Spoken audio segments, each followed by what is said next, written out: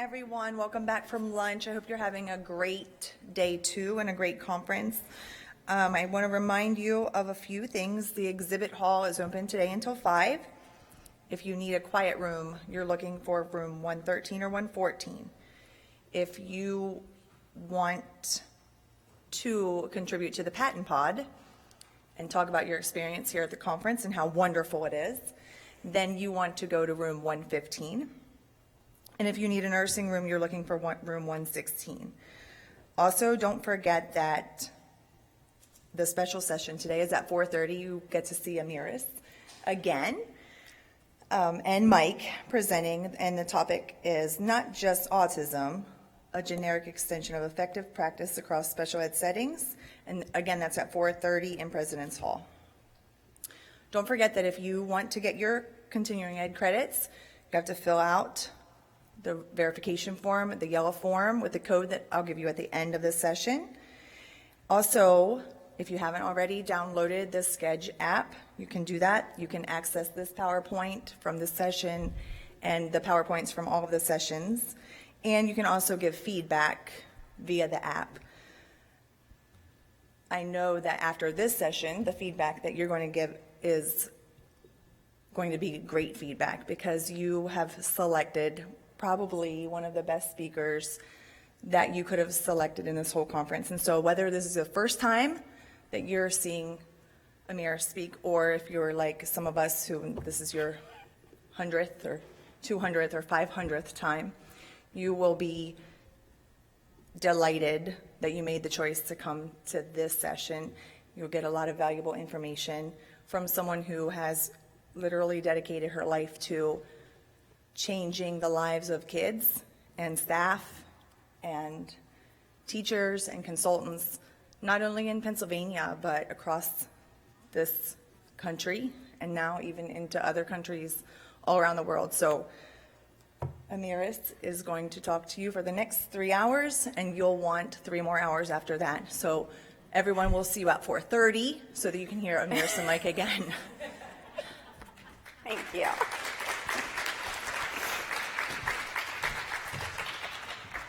So I am so humbled. Thank you all for being here. I don't know why you're here. There's really a bunch of great sessions down the hall that I would encourage you to go to. I won't be offended if you stand up and leave. There is one truth to what Amy said. I don't think I am, meritorious of her incredibly kind introduction, but one thing is true. It is true. I have dedicated my life to trying to change lives, and I am so grateful to get to work with people like Amy, the rest of our consultants, Mike Miklos, and extremely grateful for all of those who have taught me, because I wouldn't be here today had I not learned from the best of the best. So I can only hope to be able to pay it forward with justice, and I'm glad you're here. I will do my best to give you information that is helpful to you. But please know I am no expert. I am simply someone who is sharing information that I have learned along the way. This topic I selected. It wasn't an assigned topic. Oftentimes we get told we want you to speak about X topic. This time I said I know what topic I'm going to talk about. And this is my title. Is my child really included? It is a very sensitive topic to many. And the reason I am so passionate about doing it, and I know that I may wind up saying some statements, mentioning some things, providing some guidelines that might not necessarily be in sync with what other people might feel or believe, but I want you all to know that I am here with one purpose, and it's to share information that will hopefully result in just doing the best for the children that we have in front of us. That is the goal of this presentation. I think there's a lot of difference in how people think about, look at inclusion, and I don't think I've met ever a parent in my life who wouldn't want their child to be included in the community, in their general education setting, and rightfully so. I still vividly remember my son being young. He's my eldest, who's now 22, and my neighbor, who is his same age, only a few months older, would be outside riding his bike, and my son was inside having therapy sessions. And I remember when I found out, just several years fast forward, and I found out that Aaron was seeking his college applications and looking into the colleges he was going to, and it's rough. It's really rough when you live it and breathe it, and it's a touchy subject. However, what I hope to share with you today, and the purpose of this presentation, is what can we do to ensure that the students, children we serve, interchangeable names, wind up being included in life. That is the goal. It's not about just having a child enter a classroom setting to be with other children without having the purposeful decision of, this child is here because we know that this is going to result in what is going to provide that child with the skill sets that is going to allow him to be included in life to the maximum extent possible. So that is basically the premise of my talk, and I hope everyone is in agreement with how necessary it is. So I'm starting off with a slide of a statement that some of you have heard me talk about before, and I am very passionate about. I'm very thankful for the opportunities I've had, of the incredible people who have taught me, of all the books written that I've read, of all the conferences provided that I attend, and all the wonderful people that oftentimes I come to train them and I wind up learning more from them than I can ever provide them with. And one of the things that you commonly hear is, parents know best. And I only wish this statement were true. We know best what things our children like to eat. We might know best what things entertain our children. There's a lot of things that we might know best about. We know about the time that our children usually fall asleep. We know if they're good sleepers or not. We know what bothers them, what doesn't. But one thing that we don't know, and that we don't get a handbook for, is what is best for my child in terms of their progress, in terms of them having access to what's going to provide them the best outcomes, right? The more likelihood of good outcomes. So I put this slide up front just to make that clarification, because every parent comes in with one thing: the ideology, the wish, I want my child to belong, I want my child to be included in everything. That's how we all think. And actually, any teacher who's passionate lives to try to get that child to the maximum extent possible out there, included with others, right? To belong in their community and be eventually contributors to their community, which is our hope.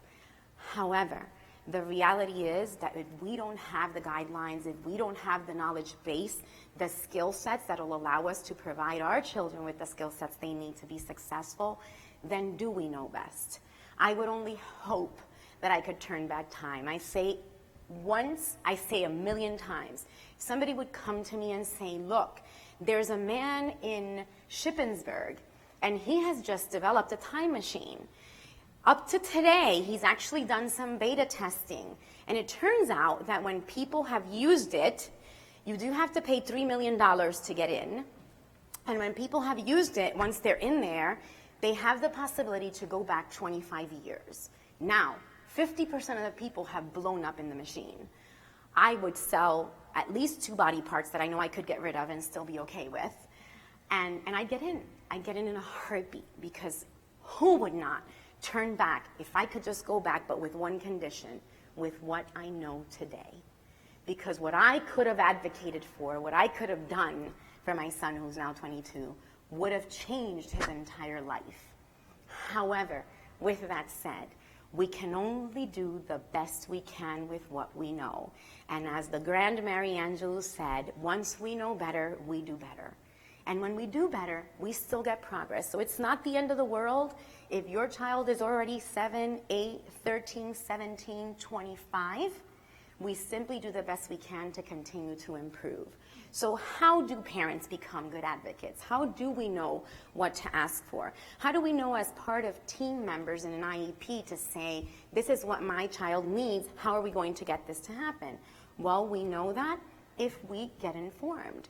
If we know what is the best scenario, what are the instructional practices that are going to allow my child to learn what they need to learn? What is being done to monitor whether that my child is making progress or not? Those are the kinds of questions parents need to be informed about just enough so that they can be collaborative members of a team. Otherwise, we wind up making some big mistakes. Like I said, I don't have the money, but I would pay it if I had it. I would. So first things first, regardless of anything that I say here, we cannot forget what the law requires us to do. And we are very fortunate, whether you're here as a teacher, as a consultant, a parent, a grandparent, doesn't matter what your role is. We are very fortunate that regardless of what location, to some extent, even if you're here from other countries, to some extent, the law protects us. Here in the United States, we have definitely more protection than in other places in terms of the requirement of ensuring that all children, to the maximum extent possible, have access to education in a placement, right, with their peers.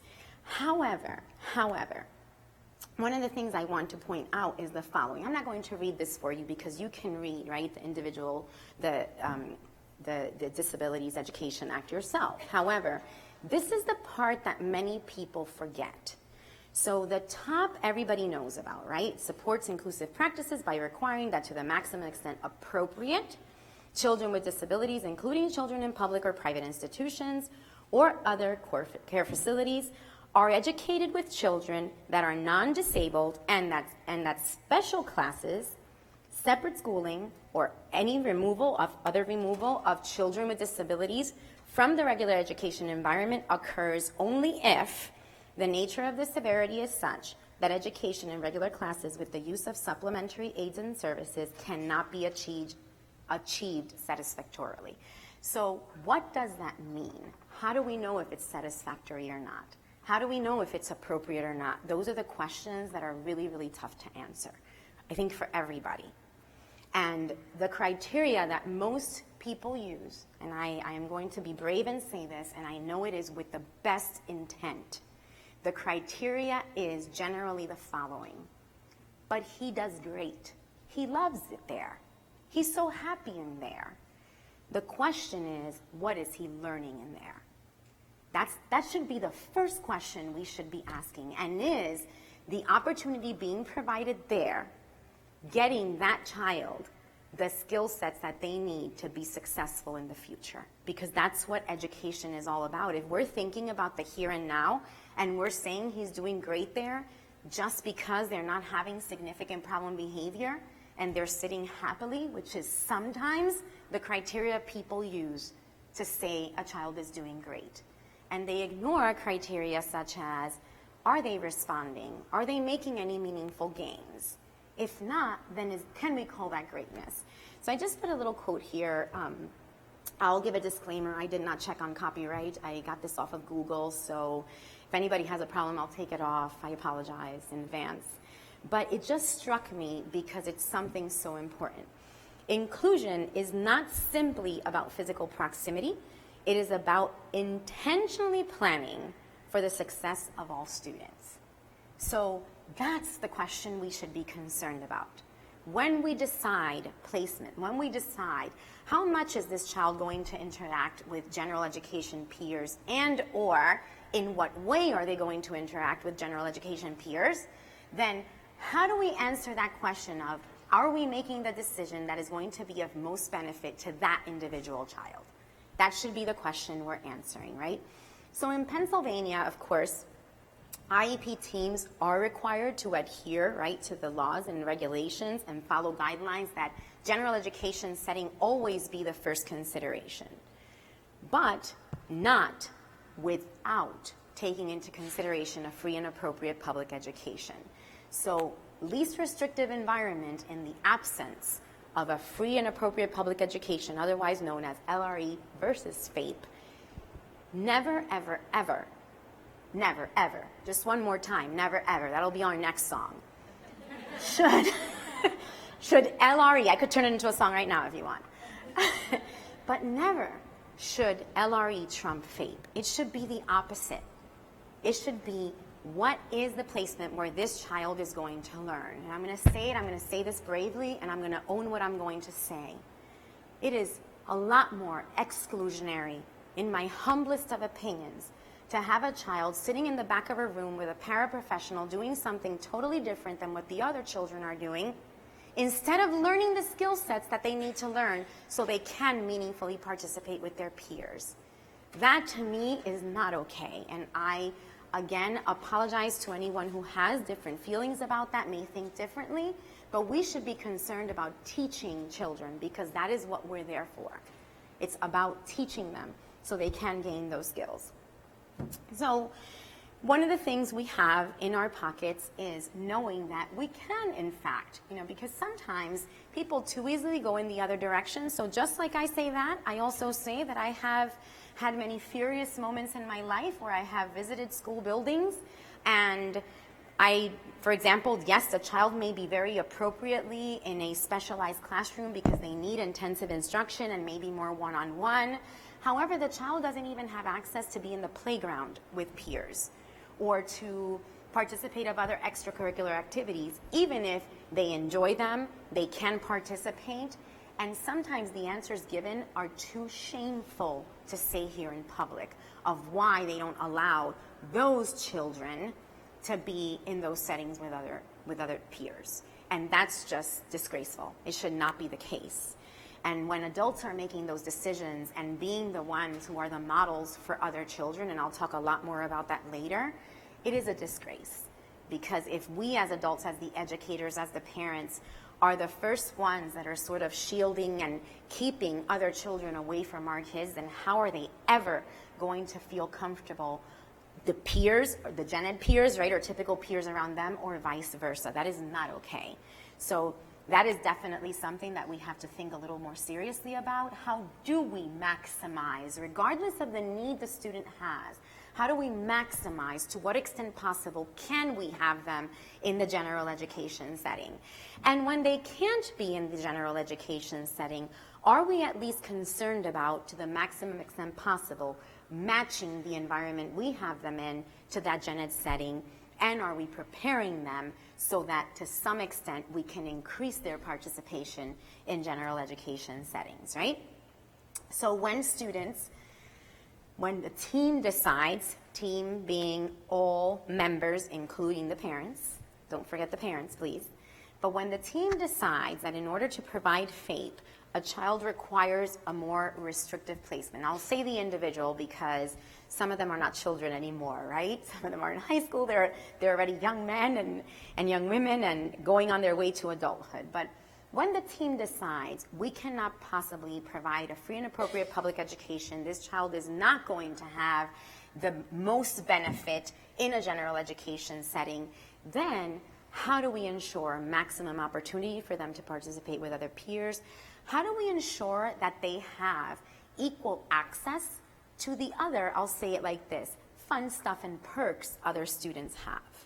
Because oftentimes, I'll give you one example. I'll give you an example that I lived myself. For example, my oldest son loved the keyboard. Other children have access to music class and to select piano. He couldn't possibly participate of that, but why? Why was he not provided at the time with the opportunity to also have access to that, even if it would have been through an adapted class, through having an instructor? I don't even care if it wasn't a full block of 45 minutes. You're telling me that there's no adult in this building who can strike a key and come at least help him, learn one melody? That you can't tell me that's not possible. So sometimes people aren't necessarily willing to bend.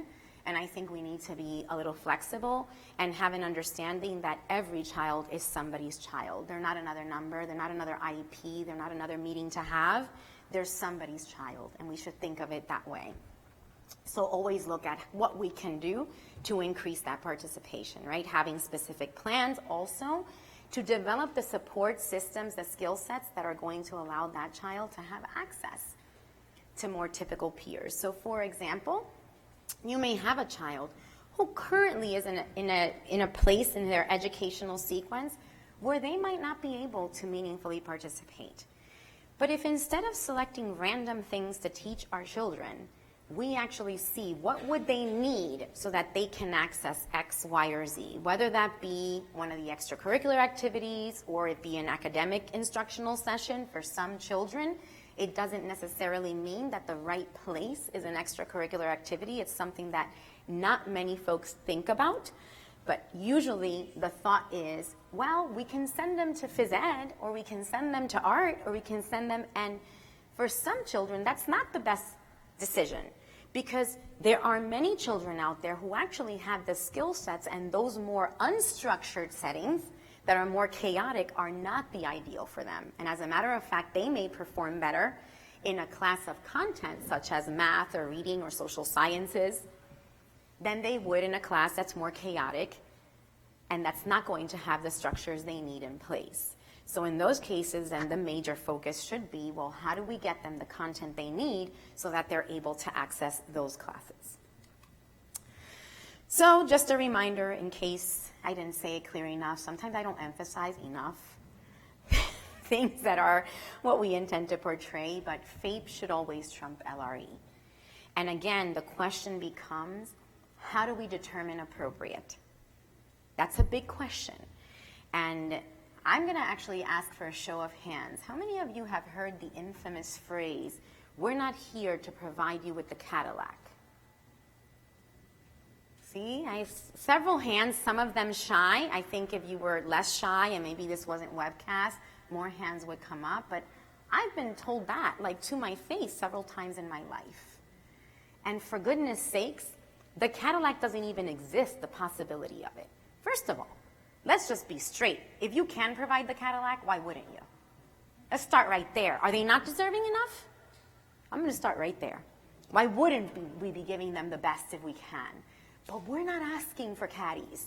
I mean, I'm asking for a little tiny punch car. Anybody old enough to know what a punch car is?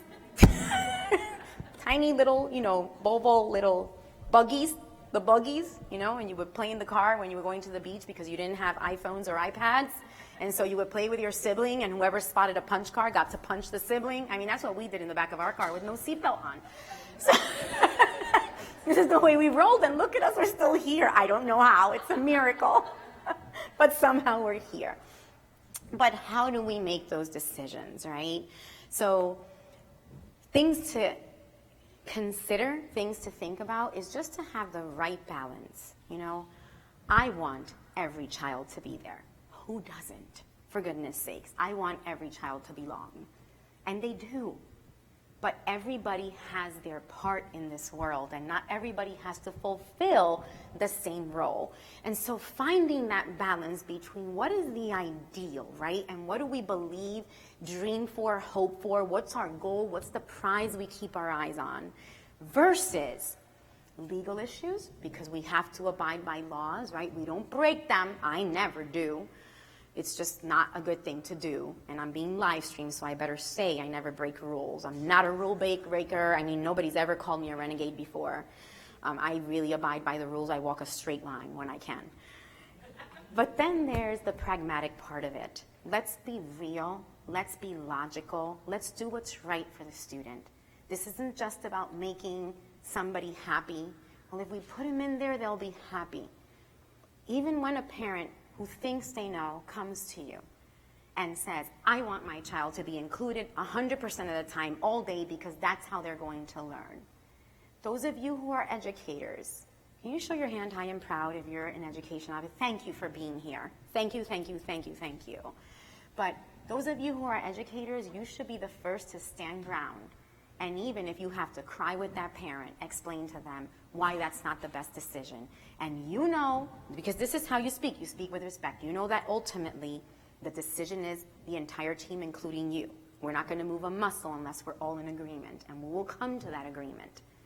But we should not be telling a parent, fine, just to please them. There is nothing that satisfies me more in my life than to see district administration or teachers standing up for a child, even if they have to go up against a parent, not to go up against as a fight, but to advocate for the child, and have to withstand the slaps of a parent because they know that's what's right for the child, because they've already taken the data, because they've seen what the child can or cannot do when they are in a setting where they can learn versus when they're in a setting that's least restrictive, so they say, which means he's in a gen ed environment, but then the child cannot perform, is not participating, is under a table crying.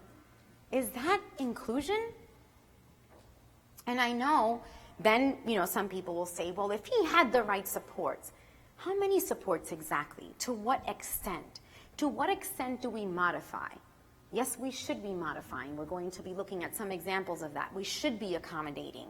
But when you modify to an extent that now what you have in front of you for the child is a task that doesn't even resemble the content that the other individual students are working on, then is that adaptation and modification?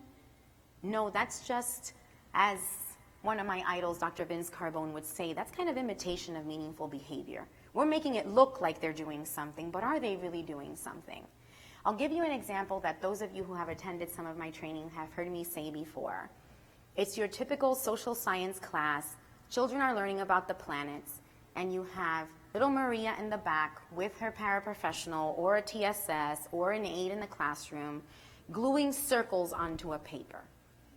Because that's an adaptation. She can do that. And worst part of it is, in some cases, Maria, who's a made-up name, of course, isn't even the one putting the glue on the paper to make matters worse. It's the paraprofessional that comes out filled with glue and glitter because she's even unable to do a simple task by herself like gluing. And in the meantime, Maria couldn't ask for glue if she needed it. And that's a problem. Worse yet, Maria might not be able to ask for water when she's thirsty. To say, that noise bothers me. To say anything, to advocate for herself. But we have Maria sitting there gluing circles on a piece of paper so she could be with the other children. And the question is, has Maria learned by being with those children? She might have learned to sit, and she might have been taught that she can't cry. There might have been some behavioral principles used to get Maria to stop engaging in problem behavior. So now she's doing great. When she started, she screamed all day, but now she's doing great. Again, what does great mean? So let's not forget these things, and let's make the right decisions. What is going to, again, provide the child with the skill set they need to be successfully included in life? So even though there's, of course, the obligation we have to always adhere to academic standards, to always have that in mind, we cannot forget that for many children, it is impossible. My son actually graduated from high school. He did. He walked down the aisle. You'll see him at the end. You saw him if you were here at the opening in a picture with his graduation cap. He looks so handsome. And yet, he can't do algebra. Can I say he will never learn? I can tell you he's not going to stop. Do you think his instruction stopped? Absolutely not. Not in my house. That doesn't go. It doesn't flow. We learn all the time. But I don't know if he's going to learn algebra. What do I know? He can brush his teeth. He can tie his shoes. He can dress himself. He can ask for anything he wants, even if he talks in Indian. And that, to me, is more critical. But there's other accomplishments in his life that are even more important, that he can meaningfully contribute to his community, and we'll talk more about that a little bit later. So the question is, how do we accomplish that? How do we ensure that that instruction results in some meaningful participation in the community, that they're going to contribute to their community? Do you know how many individuals I know? I hate this term, and I'm just going to say I'm saying it because other people use it, not because I think it should even exist. How many children or individuals, young adults with high-functioning autism, I think that is the worst term ever invented, with high-functioning autism, are sitting on a couch, gaming all day, playing on a computer because they can't have a job, because they cannot tolerate any other setting, because they can't tolerate changes, they can't transition to less preferred activities, they can't accept it when they get denied something, they can't tolerate when someone wears a red shirt and nobody ever taught them to tolerate that, so now they can't go to a work environment because guess what? Even though people were ensuring no one wore a red shirt to school to adapt for the child, he never learned how to tolerate the red shirt, so now he's got to sit in a couch all day while individuals with low-functioning autism get to work because they have been taught the necessary skills. So what is high-functioning? What is low-functioning? Some of you heard me tell this story before, but this is the kind of things we should be thinking about early on.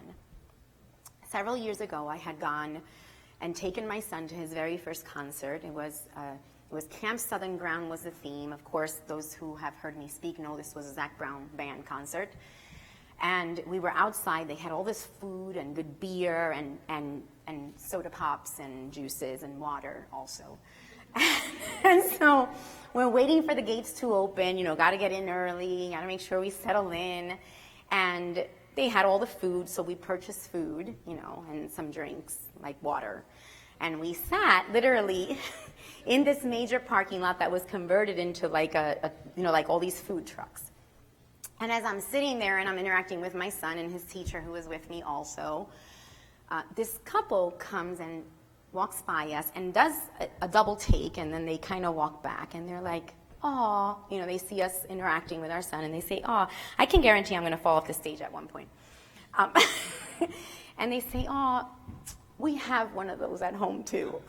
Kid you not, that was their statement, one of those, right? And I take no offense because I was actually touched by it, like, oh, they recognize because they deal with the same thing. And then the next statement that follows is what's a little bit shocking when I tell you the rest of the story. And they say, "But ours is high functioning." I kid you not, okay? Like, I could see, like, yours still talks like a baby, and, ours can have conversation. And I said, "Oh, is he here?" I'm thinking he's high functioning, so he must be, like, out in the restroom by himself or something like that, or purchasing a drink or something. And they're like, "Oh, no, no, no." I'm like, "Oh, does he not like country music?" So does he not like concerts? "Oh, no, he loves country music, but he would never be able to tolerate this. It's too chaotic for him." And I just said, "Oh, well, maybe in the future." I didn't even know what to say, but I just wanted to say, "Here, sign up for this training, come to this conference. Here's my card, here's my home phone number. I can come and I can teach your son how to be here." And I really was devastated. I don't know. Those parents might be here for all I know. They might be watching live stream, or somebody will tell them, who knows. But it's when my son turned 16, so it was 6 years ago. And it was just devastating for me. How could it be possible that you have a child? So what is high functioning, my friends? High functioning is not being able to have a conversation only when you want to have the conversation. High functioning is not having a lot of vocabulary, very complicated vocabulary. It's not being able to do calculus when you cannot adapt to your environment and you cannot contribute to it. Functional, what does that mean? Functional skills should lead to that individual being able to access the things they love in life without having to be tortured. I've also been at concerts and you see, the individuals with their noise-canceling headphones. Well, what's the point of being at a concert if you aren't canceling out the noise? Like, that's not even fun anymore. And what happens is, oftentimes, well, if this bothers, this is how we solve it. We then just stop the noise. But if we never teach them to actually adapt and eventually enjoy that noise, that's the key. And if we don't know how to do that, then the easiest solution is, then let's cancel out the noise for them.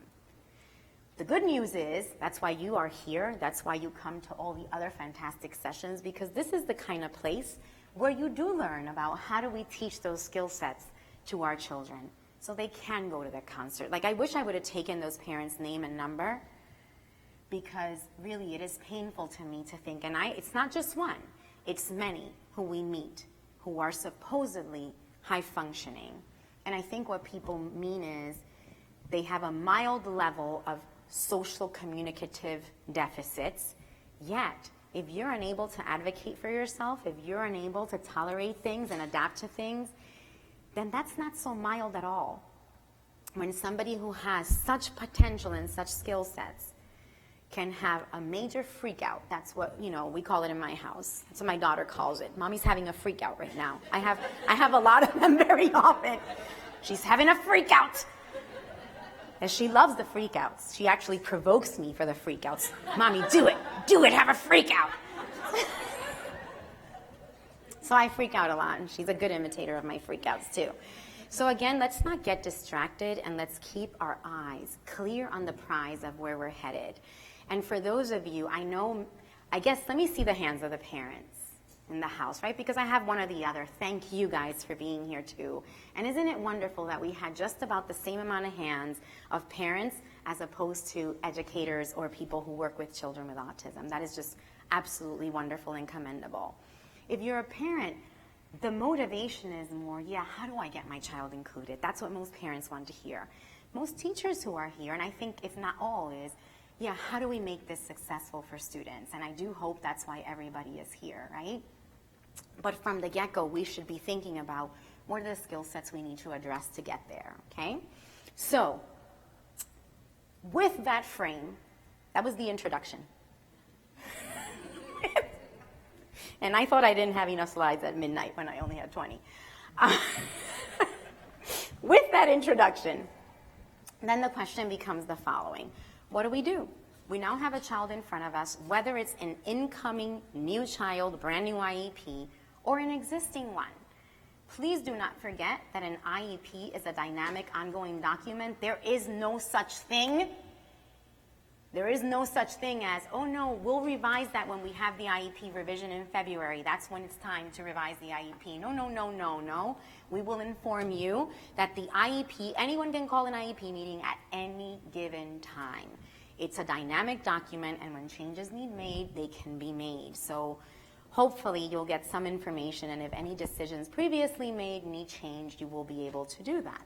But when we are sitting there in that IEP meeting, when we're actually making decisions in terms of what does this individual child need, what is going to lead to their success, then we should be thinking about these things.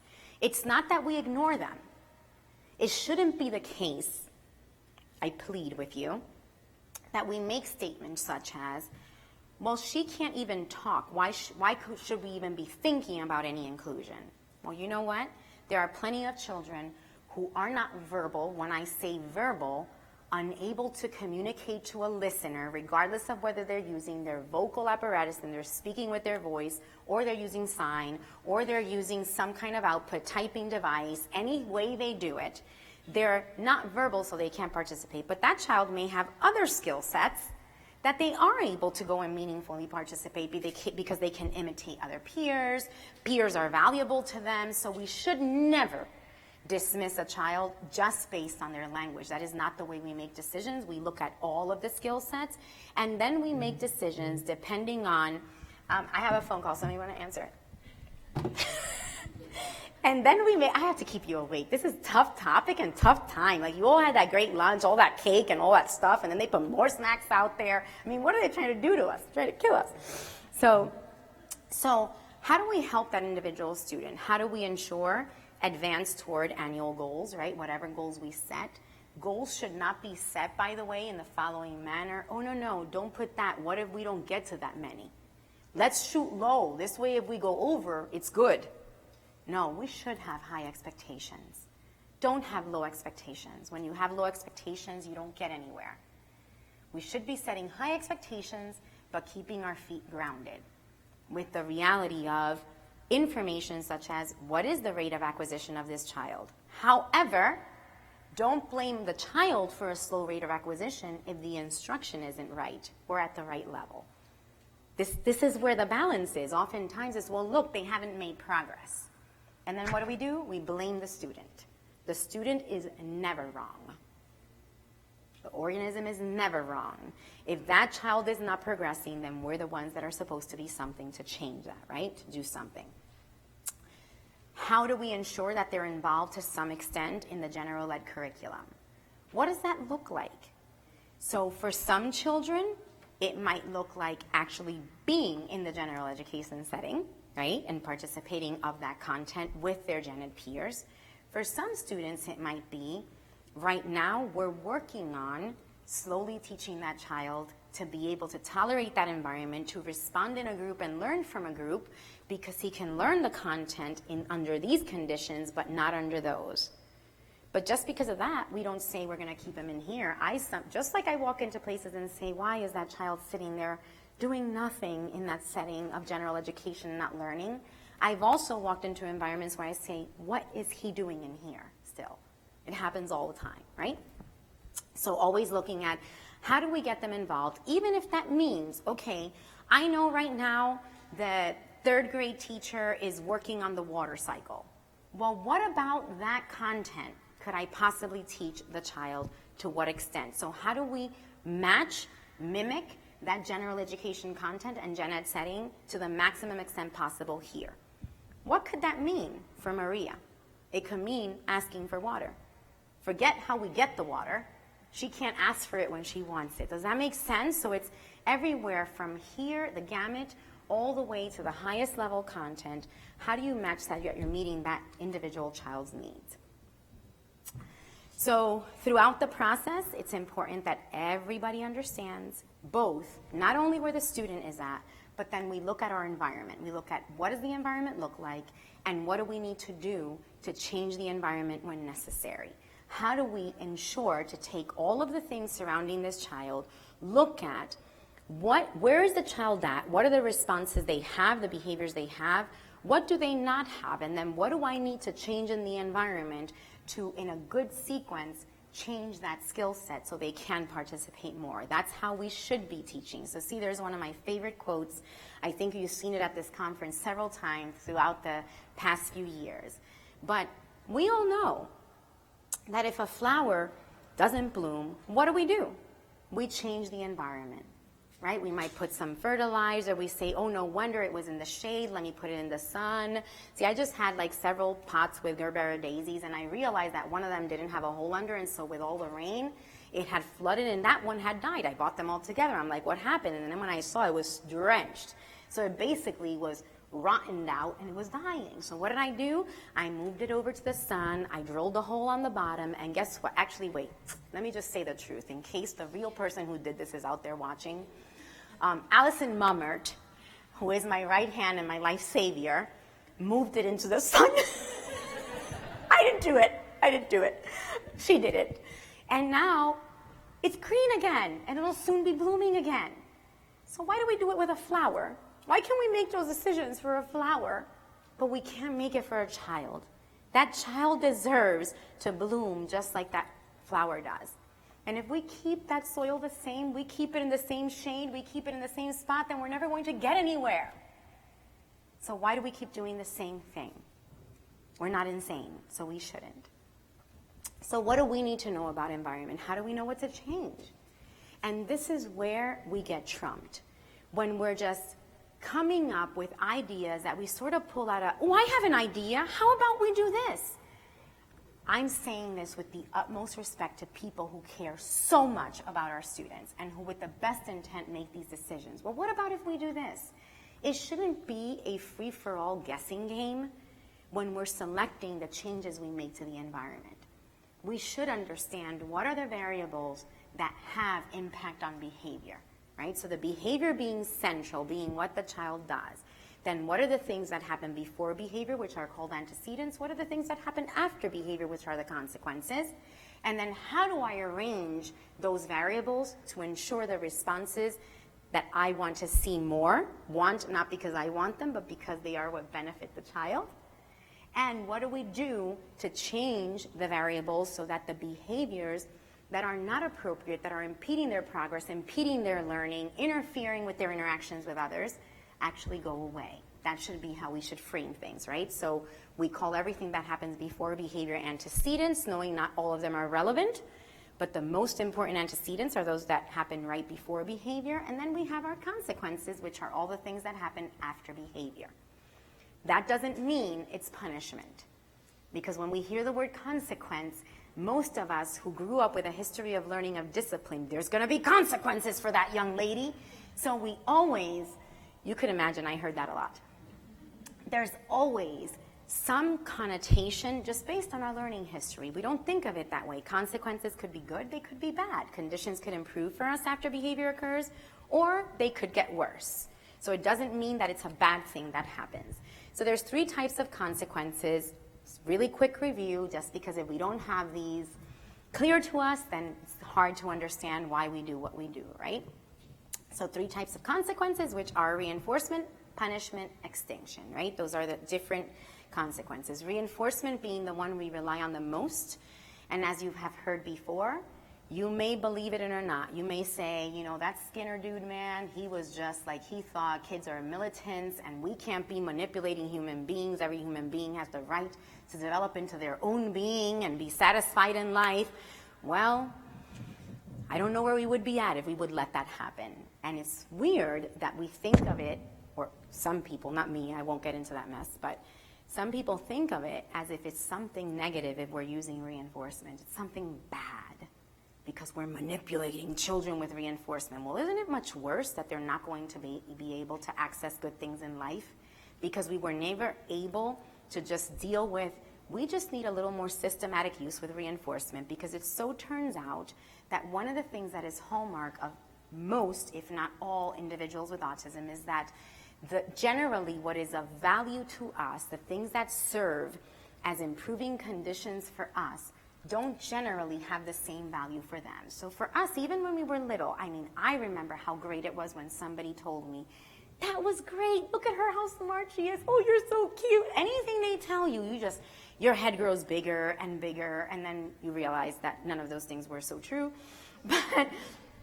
But we love social praise, right? We love pleasing our parents, who like to be scolded because then you knew your parents were unhappy. Well, my daughter thinks it's hysterical. She loves it when I scold her because it doesn't have the same meaning for them as it has for us, and we need to be aware of that. So part of the reason people have issues with reinforcement is not reinforcement as a process, a consequence that follows behavior, that because it results in improving conditions, then it also results in increased likelihood that that behavior occurs again in the future under similar circumstances, right? That's what reinforcement is. Now what happens with many of the children we serve is that the natural contingencies, the reinforcers that maintain our behavior and that get behavior to occur and be learned for most of us, doesn't do the same for them. And that's when we need to take a step back, and we can't be stubborn and keep doing what already doesn't work. We have to change and say, then how can we systematically use reinforcement so that we have something that is of value, which I'll talk about a little bit more when I talk about antecedents, that's going to make a difference for this student in particular, that's going to get them to want to jump through the hoop. That's the way you think about it. Because if something is not of value, there's no point. It's not about, well, I like to use stickers. That's not the point. The stickers will only work as reinforcement if they improve the conditions for that individual.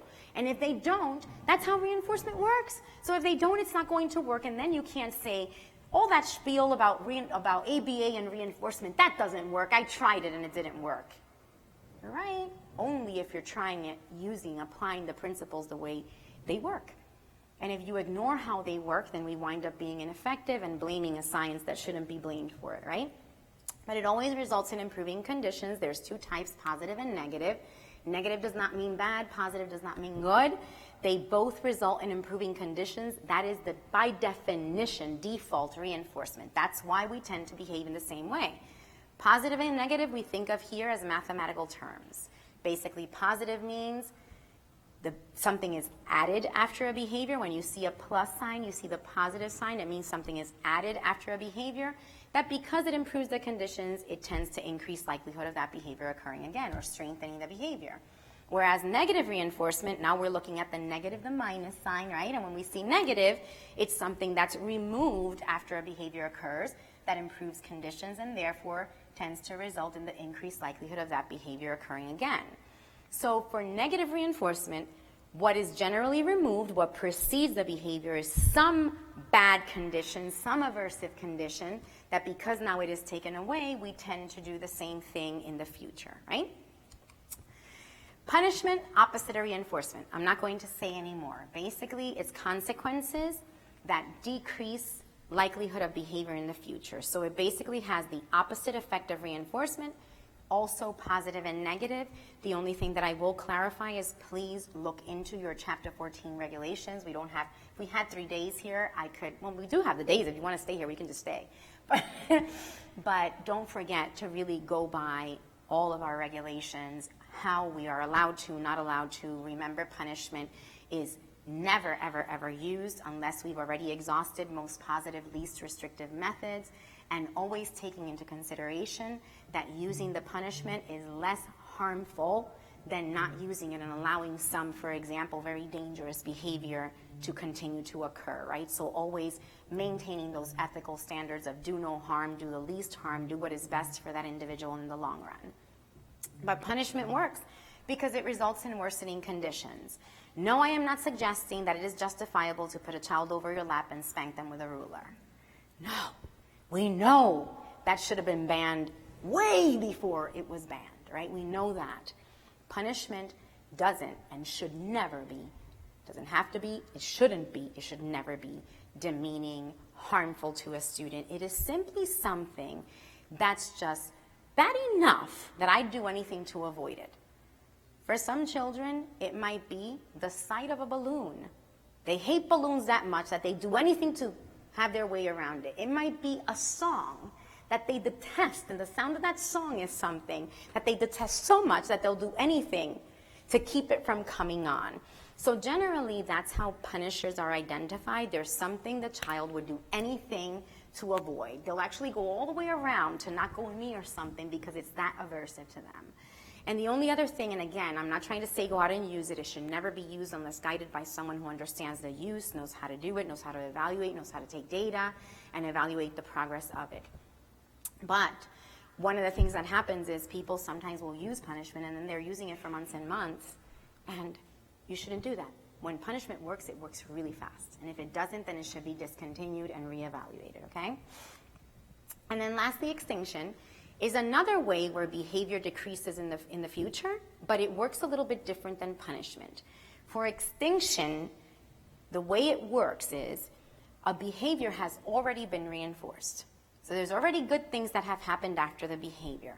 The individual has accessed something that improves their conditions, and now that reinforcement no longer occurs. So you think of any animal that goes extinct, right? It dies out because it doesn't have what it needs. Basically, it doesn't get fed. The reinforcement doesn't happen, and therefore behavior fades in the long run. Before it fades, it does have two immediate effects, and that is the increase in magnitude and increase in variability of the behavior. What's the important thing about that? That if you have a behavior that is severe, you're not prepared to safely manage that behavior, it's dangerous, then we have to be really careful with the use of extinction, because the last thing you want is to make a severe behavior more severe without being prepared to protect that individual student and yourself or your child, right?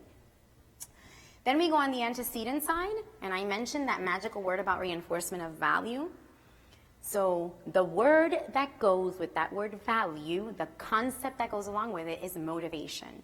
Motivation is the antecedent that basically temporarily alters the value of something, and when something is of value, now it temporarily becomes a reinforcer.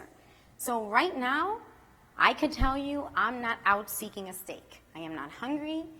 Because I'm not hungry, being hungry would change the value of a steak for me. But right now, I'm not hungry. I'm not out seeking pens right now, because a pen would only be of value if I had to write something. So having to write something would be that antecedent that alters the value of a pen, and now that pen has value, and I'm going to tend to engage in behavior to get it. That's how it works, okay? I don't go out looking for pens when a pen has no value. So again, food for thought. It's like I could have had a V8. No wonder. I was trying to provide something after behavior that had no value in the moment. Therefore, the reinforcing effects don't occur. They will only occur, it is only effective if it is of value, okay? And because of time, that's all I'm going to say about that. But if you want to learn more about it, there's other sessions that we'll talk, or we can talk in the hallway. I'll just let Mike do the session at 4:30, and we can just stay talking outside.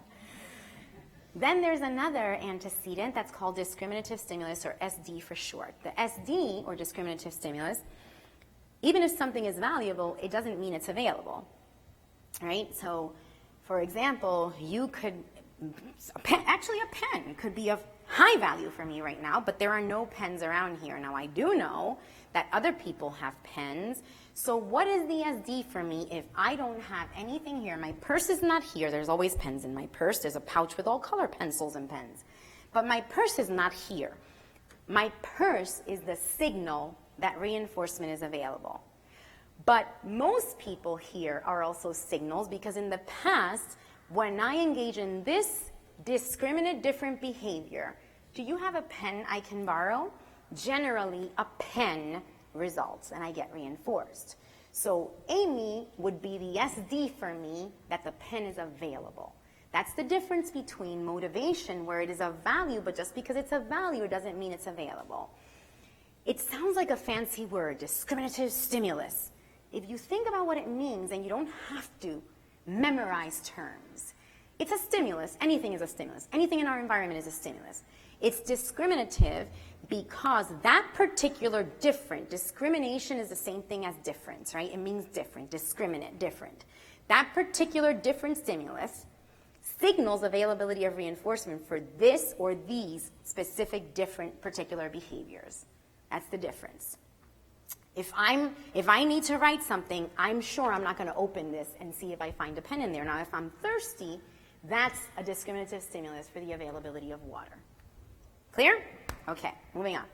And then last but not least, we have prompts. Prompts are what we rely on, and this one has a big part to do with inclusion. Prompts are what we rely on. They're a procedural use of the SD. Basically, if the SD alone still does not get the response to occur, it still does not evoke the response, now the prompt is something we can use because it is some antecedent stimulus that does get the response to occur. So it might not occur under these conditions, but if I do this, I can get the individual to respond. Example, and I'll use this one because it'll be easy to do. So Amy cannot label, or what we call technically attacked, water. So if I were to ask her, what is it? Zippo. But Amy can do this. Say water, say shoe, say boogaboo, say whoa. That was for you, Angela. So I know she can echo me. So now I can use that behavior to get the response water to occur. What is it? Water. And now she says water, right? But what good is it that she says water if it's only when I say it? So the big plug here is, we're not trying to say don't use prompts, but if you use them, you better have a plan to fade it. Prompts are not only things we do. Prompts are also props and things we use along the way. I'll mention an infamous one. People, I hope with no offense, please no, but we're going to put visual supports in place. Well, is that child going to be walking around with visuals for every activity that they have, with a book with all these visuals? What's the reality of independent performance? So whenever we use anything that's a prompt, we need to make sure we have a clear understanding of what's the best prompt to use, what's the rule for prompts, least intrusive, but that guarantees you a response, and we should take consideration to, will it be easy to fade that prompt out? The easier, the better. So for example, for that type of skill, totally fine to use vocal verbal prompts. But when you're teaching independent skills, like daily living skills, they're not the best to use because they're a lot harder to fade out. So if you're trying to teach a child how to brush their teeth and you're constantly saying, now the other side, now turn the toothbrush, now turn here, now, when you're doing that, it's a lot harder to fade those verbal prompts out than when you're trying to teach the language skills. Those are important things for people to know because they make a big difference. So moral of the story is, if we're using prompts, you must have a plan to fade them. Otherwise, we're not in business. There should not be a case, and again, it's just reality, so think about it. Generally, what most people tend to do if the child is not succeeding is write goals that may sound like this. Under X situation, the child or X student, little Maria, will do X with no more than 2 prompts. Then is she doing it? Is it occurring under the circumstances? We should always be thinking about under what circumstances do we want this behavior to occur, and will it occur unless we have a crutch? And if the crutch is still there, then we haven't gotten anywhere. Yet, the only reason we keep doing that is because we don't know what else to do. Well, that's a red flag for, then maybe the skill is too hard. Maybe we should be looking at the base component skill of that so we can get independent performance to then move to the more complex skill set. Okay? So I should know this answer, but what's the break time? We're supposed to have a break. I think 2:30. Okay, good. So we're supposed to have a break here. I don't know why we need a break. I mean, do we really need more snacks? So what are some of the things we know? What does evidence-based instruction tell us about when kids learn more and have best outcomes? Here are the things we have learned from the people who have done actual research, not just who say. Finding anecdotal reports on things does not equate to research. Those are two different things, right? And that's another thing we need to learn to discern. Be careful. Google is not research. Saying research it on Google doesn't necessarily mean it's actual research, peer-reviewed, scientific studies. That doesn't necessarily mean that's the case, okay? So what we do should actually be peer-reviewed and should be evidence-based. So these are some of the things that we do know. We know students learn more when they're actively engaged. We know that self-inquiry, higher-order thinking, problem-solving are critical skills, but if you have nothing to problem-solve with, it's not going to take you anywhere. So teaching in a good sequence is critical for all students. Making sure we have high rates of responding, because learning is not some abstract word. Learning is doing. If you can't do it, if you can't respond, then we're not in business. It's not going, we can't say, I know he knows it. Do you know how often I hear that? I know he knows it. It's in there somewhere. Where? I mean, have you ever really seen in there? Have you seen it? Because I haven't seen it, ever. So the only way, even if you want to say it's in there, it's not in there. There's nothing in there. It really, there's stuff in there, but it's just organs. And so what do we have? We do have physiological, biological, anatomical structures that allow us to respond to stimuli. And if we can't do it, then we can't say we know it. Because the only way I can say she knows water is if I say, what is it? And she just answered water. Or I say, get the water, and she can go retrieve it. Now I know, okay. And I can say that for any water, whether it's in a bottle, it comes out of a water fountain. It doesn't matter where the water is, she can do that. Now I know she has the concept of water.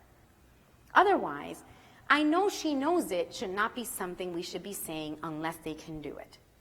And if they do it under such restricted circumstances that you have to explain, well, it's because you're not asking like this. That's a problem, a big problem. And you think I haven't been victim of that myself? Yes, I have. That's why I say I would get in the time machine, I would give an arm and a kidney. That's about it, because I need the rest to operate. I could do without one arm and a kidney. That's what I'm willing to give up. I can sell them. They work well. This one works better than this one. This one, my shoulder hurts a little. So seriously, I was a victim. When I came to Pennsylvania, my son, my older one, who's now 22, was 4 years old, and I had gone to some discrete trial instruction training. You know, I had some training from Rutgers University. I convinced the school to let me go there. They probably regretted it for the rest of their life. And the bottom line is, he now has a new TSS. This was a new concept to me, but I'm training her because we know the reality. I had no clue what I was doing, but I was training this person. And she's there, and she gives him, oh, he's very good at matching. These are some easy things he can do. So she says to him, put with same. And he's like, he takes the card, throws it down. Oh, nobody put, she thinks he's having problem behavior. He had no clue what she was asking. And I whisper from the outside, I'm letting her on her own. So he develops a relationship with her. I'm thinking, let me not interfere, you know, so he gets used to her. And I whisper, you gotta say match. And today I say, see, I just confess, because if you're not willing to humble yourself to tell people I was there too, then you don't believe you can do it, but trust me, you can do it. And we all make mistakes, but the only mistake we can make is continuing to make the same mistakes even after we know better. That's the only mistake you can make. So be careful when we teach. And yes, it is wise early on. One of the things that's good is to keep the words that are not relevant consistent. It's called the wording principle in effective instruction. But if you never fade into also other ways to ask, and the only way they can say their address is if you ask, what's your address? Now when that child is lost and the policeman finds them up there and say, hey buddy, where do you live? He's never getting home, people. So think about those things. Don't take them lightly, right? Having clear teaching procedures. Sequence is so important. And again, if the child can't ask for water, how do I expect them to engage in the water cycle? If when I say, hand me 3 buttons, they can't hand me those 3 buttons, how do I expect them to sit in an algebra class and match 3 buttons to 3 buttons on this paper? With all due respect, I don't consider that algebra. That's just me. Take responsibility for every word I say here. I act as my own enterprise. So we also know that students are going to achieve more if they spend most of their time, and again, we're talking about the component skills, right? If they spend most of their time being taught by a teacher. It is not a wise idea to have a child learning from an iPad with no teacher interaction, no teacher-made decisions based on that student's response, unless the child already has the basic component skill sets to do so. Those are the kinds of mistakes we make when we don't understand what's the best way to learn basic skills, what's the best way to learn complex skills. And then, of course, classroom organization is another critical skill set. That if we have a classroom that's complete chaos, we don't have our materials prepared, we don't know how to prepare our materials to teach actually the right concepts, teach them under the conditions they are going to occur in real life, that child, you could have plotted 1,000,000 dots of skill acquisition. They may have acquired hundreds of skills, and if they can't perform those skills when they're out there in the real world, you may as well have taught them nothing. So I am not discouraging you from teaching skills in the classroom, but what I am saying is it cannot stop there, or we're never going to have that child be meaningful participants of their community.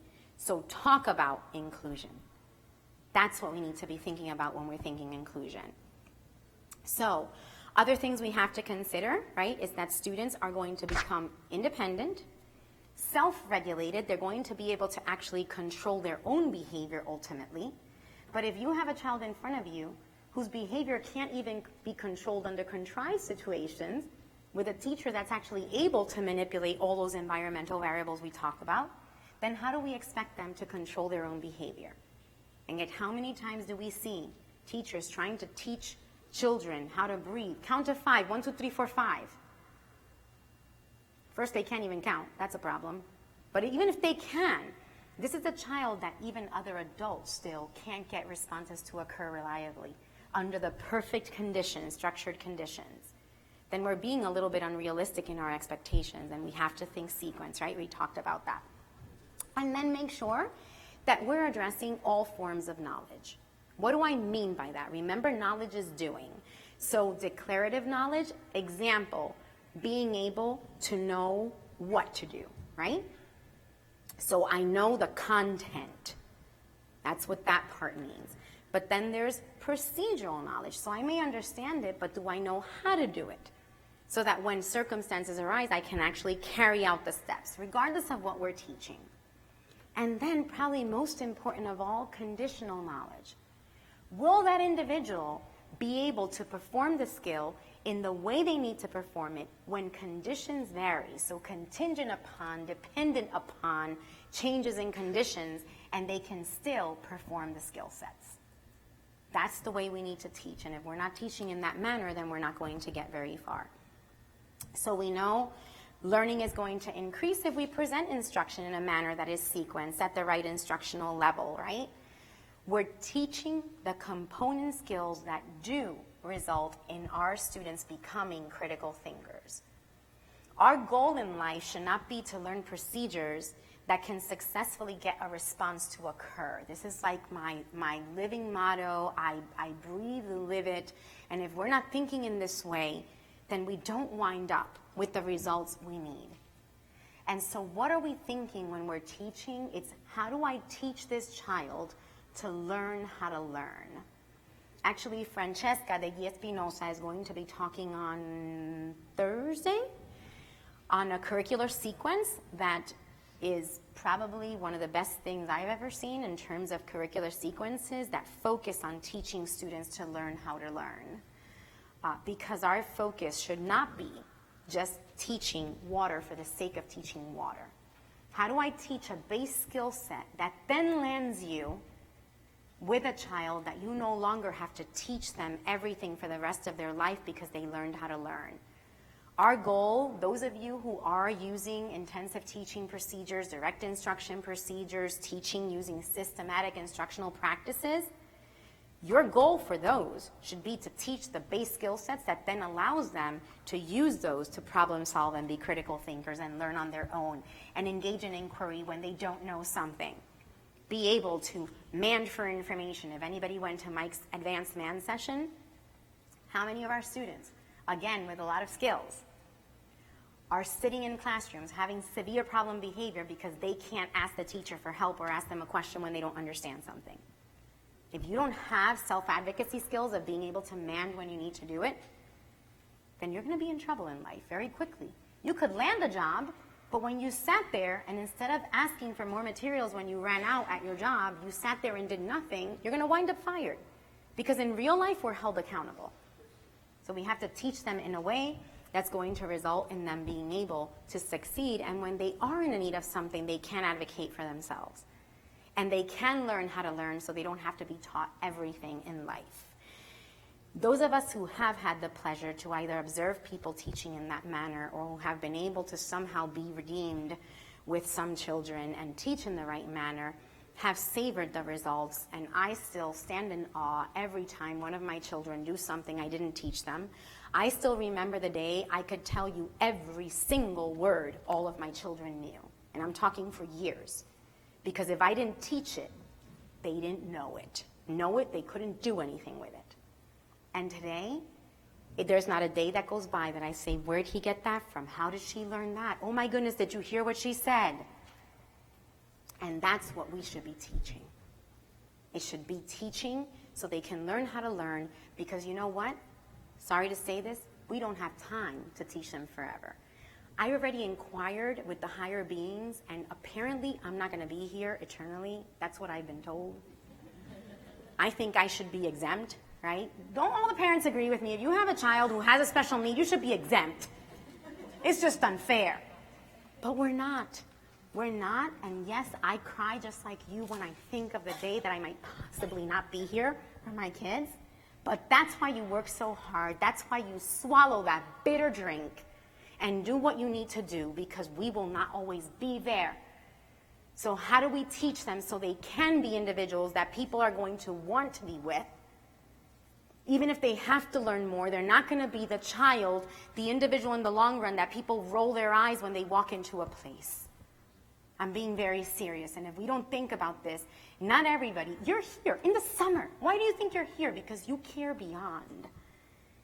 You are the selected. You are the exception. That's not the reality of our entire world. We have to establish skill sets that are going to make our children, these individuals, likable, wanted, accepted, teachable by anyone. That's what we're striving for, right? So, of course, we want to make sure we're using effective teaching principles. We want to make sure we use assessment, right, to guide what we do. Teachers can gain more class time for academic instruction by directly teaching the behaviors they need to teach.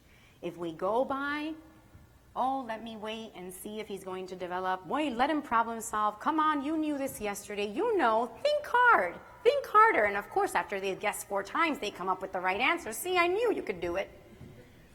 I mean, there's only so many buttons you could press on a device before you hit the right one.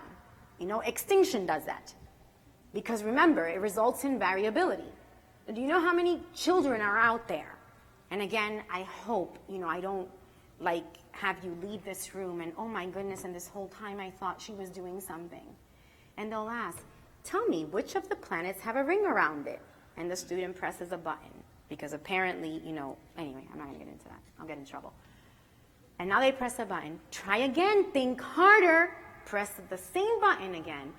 You know it. Come on, think again. Remember the planet with a ring around it. And now the person slightly moves the tablet to the right without even realizing it. This is not intentional behavior. They don't even realize it. When they see the videos, they're like, oh! Eventually, if I've been pressing here and I don't get reinforced, I'm going to change where I press. You know, and if there's only 4 buttons, I mean, probability you're going to land on it at some point. And then, see, I knew you could do it. Did you see that? She selected Saturn. This is awesome. Did she? No, that's called extinction. But see, if you don't know extinction, then you don't know why she selected Saturn. She was just pressing another button so you could stop torturing her. And that's a very different result, right? So anyway, you're going to achieve more success by making sure you're teaching, right? And then making sure our interventions are correct, making sure we're following with data, making sure we're using right teaching procedures, and ensuring that we're not teaching in isolation of the whole system, right? That an integrated system of instruction is what's going to land us the better place. What does that mean? It means that all interventions should start right at the top with your assessment, regardless.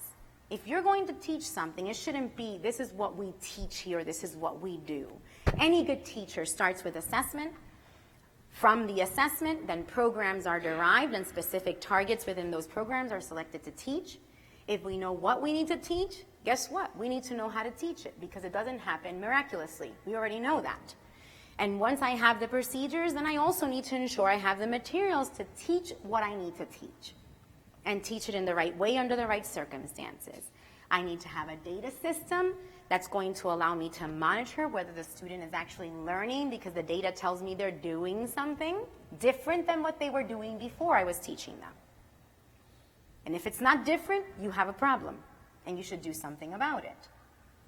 And one point that many people miss, are you checking to see if it's being done the right way? The most common reason for interventions to fail is they're not being carried out. Yes, that's what we're doing. Can I see it? Well, right now I can't do it, but that's what we're doing. I mean, that's exactly what you said. Well, let me see it. It turns out that what we say, this is why we don't rely. You know that game that we play, you whisper something in someone's ear and then you see what it came out at the end? What we say doesn't necessarily translate into accuracy later. So if we're not checking to make sure people are doing what they're supposed to be doing, then we're kind of in a little bit of a bind, okay? So we have to make sure we're doing things correctly, giving corrective feedback when not, because we care too much to not be humble enough to say, make sure I'm doing things right. It doesn't matter. I mean, you saw me in public, in front of over 1,000 people. We flubbed the song. So what? You know what? I sang and you didn't. And what now? It doesn't matter, people. We all make mistakes and we own our mistakes and we're proud of them because you know what? When you do something for the good of the cause and you do the best you can, you feel good about it if you can make a difference, okay? So I won't flub here. And I think, are you giving me the eye? Are you hungry? Do you want to go for your snacks? It's 2:30. It's 2:33, so I don't want to, we can't let those snacks run out. So how long is this break? Can we take 10 minutes and come back? 10 minutes? 10 minutes. I will see you. I will start talking again at 2:43, with or without you.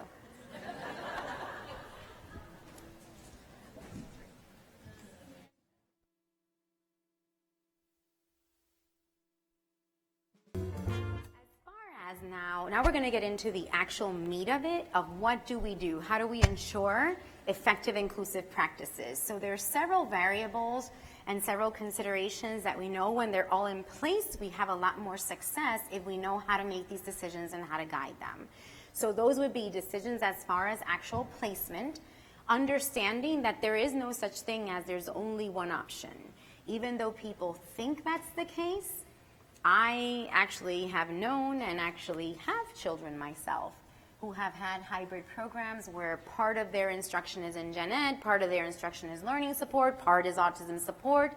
There should be no defined placement regardless, because it should all be about what does the child need to learn, in what environments are they going to learn it best, right? That should be the decision-making process. Meaningful participation. So regardless of where they are, do we have actually meaningful participation on the part of the student?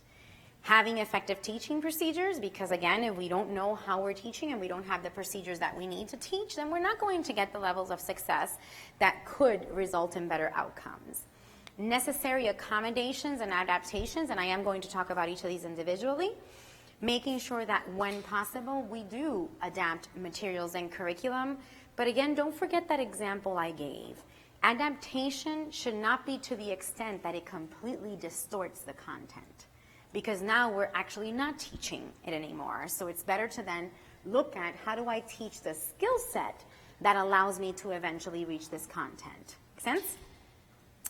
Always having a team-based approach, of course, and then making sure this is critical, and I'm, hoping to share with you some of the things that, no, they're not in a journal, they're just common sense of what do you do to structure supports to ensure that that child does belong, that other children don't outcast them, or worse than that teachers don't outcast them. And I say that because the success of inclusion, of peers accepting, of peers lining up to volunteer, of peers fighting over who gets to sit on the bus with the student, comes from the adults being the ones who encourage and model. When you have a teacher in front of a class and you have a child who's doing anything that's out of place, and for some reason, if another child does something, they might just correct them nonchalantly. But when it's a child with a disability, and I'm not saying this is all, but I've seen it, and it's disgraceful, and I think they should apply at Walmart instead of teaching. Because to have an adult who has committed their life to instruction in a classroom, there's a child here who has no fault other than being born with a disability, and have the audacity to have that child start having problem behavior, and you act in this manner, can you please take her out? I'm sorry, kids, I'm so sorry. She gets noisy, it'll be okay. It'll get better, so Miss So-and-so will take her out. There are people in this very room who know I'm not lying. And some of you have experienced it, have seen it yourself, and that should not be the case. There are many people, as a matter of fact, in York County, Domino's Pizza is hiring. So it's right by my house, and they're really nice people there. So, if you don't want to teach, if you're not in it to win it, if you don't have the heart, step aside and let someone else who does have the heart teach. Skills we can teach. People need to care also, but caring is not enough. I don't think people care more than us in this room, and yet you're here for a reason. And I would have been sitting here too many years ago doing the same exact thing, right? Because caring is not sufficient. So as far as placement, what are the things we want to have in consideration? What are the things we think about? Well, first of all, we know the first consideration is ensuring that the placement includes a diversity of student, including general education peers, right? I don't really know what typical means. I don't know what they refer to, but I guess it's somebody who doesn't have special needs and doesn't have an IEP is my definition of it, because what is normal, people? Especially nowadays. I mean, seriously, could we even talk about the word, right? What is that? But the idea is that to the extent possible, they're included with other peers, but with having meaningful participation, that they're learning and participating. That's the part we can't forget. Remember, FAPE trumps LRE. If they're not learning, then we're not getting anywhere. And then, based on the student's individual needs, we have several different options, right? We have what is called, well, first of all, you have the child that can be in general education all day with either no supports, and that's fantastic. That's when we know we've arrived, or with some accommodations, modifications, or minimal support. Then you have children that might have itinerant services, meaning those are the children that are provided either 20 or less % of special education services.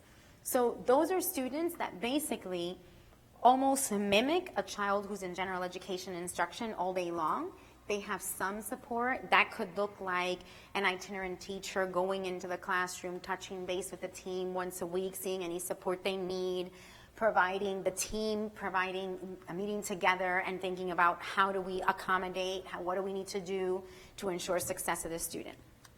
Then the next level up would be supplemental, and those children who have supplemental special education services, what we're looking at are the students who receive between 20 and 80% of special education services, right? And then last but not least, what we call full-time special education, where it's a student who is in a special education setting for 80% or more of their time, okay? Either way, the point is what's going to be most beneficial for the student. I don't think there's anything wrong with 80% or more if that's where you're going to get the skills that are going to allow you to meaningfully participate in the future. So we need to take these stigmas away. They're only stigmas because we make them such. I have been told recently, and I'm not going to say by whom or where, there was somebody suggested to me in a committee I participate in that, and actually more than one person, as a matter of fact, I'm the only person in the committee who disagrees with this, and their suggestion is that all kids should be included 100% of the time, no ifs or buts, in general education. Because apparently there's research that says that if they're included from the start, they'll be more likely to then be included in the community and have a paid job. I'm still waiting for the data on that, is the only thing I'm going to say, and I think it is unfair to actually take away the opportunity of so many children who otherwise would not learn unless we had a more structured, systematic environment for them that's going to allow them to gain the skill sets they need. So we need to be a little more careful about statements like that when the research is anecdotal reporting or one story here or there that has, some beautiful outcome, nice video, might be tear-jerking, but the reality is when you look at that video and you say, what is that student doing themselves, it's a whole different picture. And when we can't combine the human side with the independent performance, we lose sight of the goal. Okay?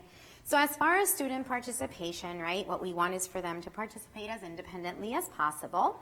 And the level of participation is going to be based on assessment. It would be great for him to be in there. Why don't we try it out and see what happens? If we have to guess, then we probably don't have sufficient assessment data to guide us. We should have sufficient assessment data to predict. Again, that's the beauty of understanding those antecedent consequences that come before and after behavior, that if we've done a good enough assessment, then we should be able, the beauty of that is it allows you to predict what the likelihood is of performance, of learning in different environments, because once you have the assessment, then you can make the determination, what are the academic needs based on the assessments that I've done? What are the behavior needs? Is there any behavior management that needs to be planned for, and what does that look like and in what environment? In some cases, yes, you can totally do it and pull it off from the get-go in the general education environment, but in other cases, you cannot. And putting them in there where they're going to wind up hurting other children, throwing chairs, and doing things in that manner will only make other children exclude them more. And that's something we need to be prepared for. If adults get scared, what do we expect of the other children? So that's something we really need to consider, right? We need to make sure they're successful enough. It's not that they have to be perfect. Like I said, having problem behavior where you might be crying, you might be screaming, it's not something that's hurting anyone else. That's easy to just deal with a teacher doing good teaching and keeping students engaged no matter what's happening in the class. A good teacher, doesn't matter what happens. A purple dinosaur can walk in, and if students are engaged and that teacher knows what she's doing, everybody, eyes on me, here we go, they're not even going to flinch. Now, if there's an earthquake, that's different. But there's a reality of good instruction that keeps students engaged and responding. But that's not the same case when you have children who have very significant problem behavior that is either harmful to themselves or others, that is going to wind up putting that child in a possible indignant situation. I'll give you an example of something that I saw with my very own eyes. A child who would actually disrobe, and yet it was an insistence that that student be in the general education setting. In second grade. We're not talking preschool even. So there's things that we have to be conscientious about. And the rationale provided to me was, well, it doesn't matter because he doesn't know. Precisely because he doesn't know, it is upon us to maintain that student's dignity. And we always act, well, if he did know, what would be dignifying or not to him? And that's the way we should make decisions. Not based on, well, he doesn't know, he doesn't care. No, that should not be the way we're responsible for that student's dignity, privacy, well-being. So we shouldn't make those kinds of decisions.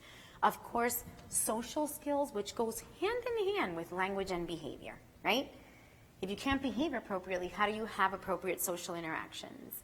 And then, of course, the all-important life skills, just everyday life skills of being able to interact, being able to do things for yourself, being able to participate independently, to get your own food, to go to the bathroom, to wash your hands. The more you need, the less independence you have and the less likelihood of meaningful independent participation, right? So of course we make decisions on this based on assessment, like I mentioned, and then we decide where that student is placed, where he's going to learn best, right? And once we do that, we do it based upon what the targeted instruction is. What am I supposed to be teaching? And where am I going to teach that best?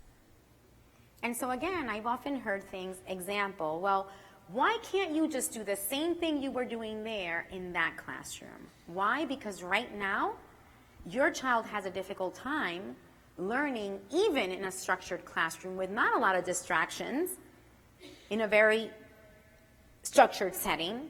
So learning in an environment where there's 23 other children is nearly impossible, if not impossible altogether. Not that it should be impossible forever.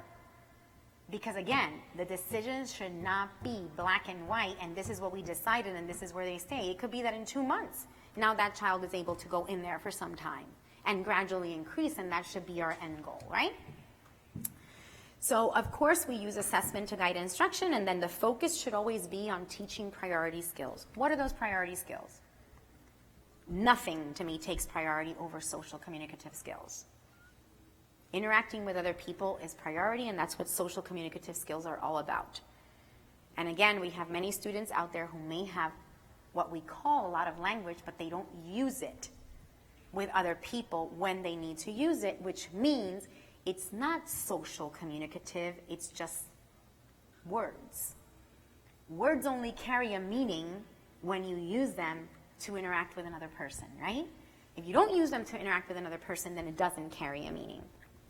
So the focus should be on social communicative skills, skills that are going to lead to independent performance, eventually the student being able to access employment opportunities, if not paid employment, even volunteer. Do you know how many adults in their life volunteer?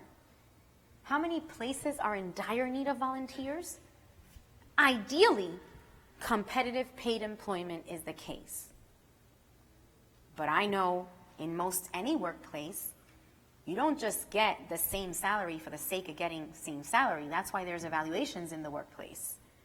So to not be realistic, and I am the parent of 3 children with disabilities, but I don't expect anyone to pay one of my children the same when their performance at a job is not the same. Now I can tell you this, as is firsthand factual information, my son folds more towels in an hour than anyone does in half a shift.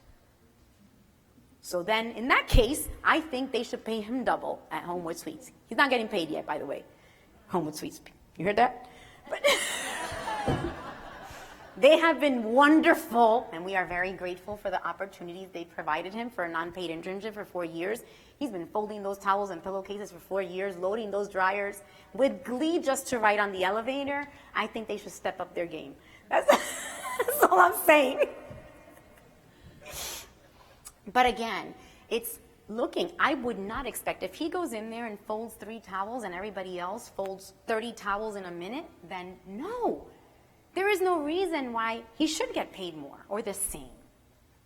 That's unrealistic expectations, in my opinion. That's just, I don't think that would make the other employees very happy. So fairness should apply to all, not just to the child with a disability. And that goes for all the way around, right? And then also academic skill building, right? How do we teach in a way that is going to allow them access to the gen ed curriculum? I hope you know I don't take that lightly. To me, I love school. If it were up to me, I would still be in school. Nobody would have ever gotten me out of there. No one loved the classroom as much as I did. I never wanted to be on vacation, and I'm very serious about it. Yes, I'm a nerd. You know it now. Okay, confess. Yes, I like Barry Manilow. Who likes Barry Manilow and isn't a nerd? It doesn't exist. So, I carried all my books to school. Yes, I was that nerd, and that's why I had scoliosis, because the backpack was too heavy for me when I was 9. But the bottom line is, at the end of the day, If that child doesn't love where they are, if that child's not independent, if that child doesn't have the skills to learn, we can put them in that classroom 100% of the time until they're 50. And we're not going to get far if we don't teach them the skill sets they need to be able to learn. What's the point of being in there if they're not learning? And then not forgetting the life skills, but not losing sight of priority. So yes, life skills are important. There's actually a great article. It's called Can Identify Saturn, but Cannot Brush My Teeth. I'm actually going to post it on Sketch with the handouts because you should read that article. It's an excellent article, and it so makes the point. How are you concerned about teaching planets when you have a child who can't even care for their own hygiene and is going to wind up having all their teeth pulled? So we have to keep things in sight. However, should that be my priority when the child is in preschool or in kindergarten and they have zero language? I'd rather brush their teeth for a little bit longer. Make sense? Because we can't tackle it all at once. So you have to prioritize. So here's some questions you want to consider in terms of success possibility in a general education environment. Because if you don't have certain skill sets, you can be there, but being there doesn't mean you're learning. In order for that child to take advantage of a general education setting, regardless of which one, regardless of how much time, these are the questions you want to ask. Can they follow directions? Can they label items? Can they label other events? Because a preschooler can label thousands of items, actions, properties of things, adjectives, even some initial prepositional concepts. Preschooler can do that. Now, with that said, some children enter kindergarten and still don't have their prepositions or pronouns correct. Right?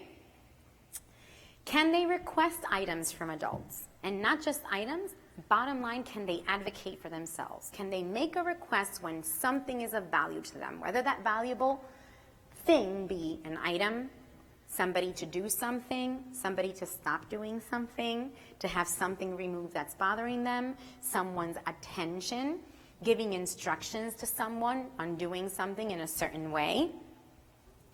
Information, when information is of value. So it's not just, oh, he doesn't need that kind of training. He can already ask for anything he wants. But that's the same student that's throwing chairs because he didn't hear when the teacher said turn to page 237 and he doesn't like to be behind the class. But he couldn't raise his hand and say, I'm sorry, Miss Smith, could you repeat the number of the page? But he has tons of language and he's high functioning. We can't lose sight of that, my friends. Are they able to imitate peers? What's the number one statement parents say when they want their children in general education? Well, I don't want him in the special class. Please don't forget I'm a parent too. 2 of my children with severe autism. I just want to give you the reminder that I'm not trying to mock anybody. I want him to be with the typical children, with the healthy children. I can give you different words I've heard over my years of experience. Because I don't want him to be copying things from other kids who are doing things that are wrong. My response to anybody who thinks that way is the following. First response, and I hope everybody in this room knows how much I care about kids, value them and respect them. And it's because of that that I say this. If they have the needs they have, then I think it's pretty obvious they haven't learned from other children and from other people. That's not the way they learned, or they would have learned. It's precisely because they learn differently that we need to do something different. Don't forget that flower. And now once we do different, we can watch it bloom, and then we can transfer it to another pot that's bigger.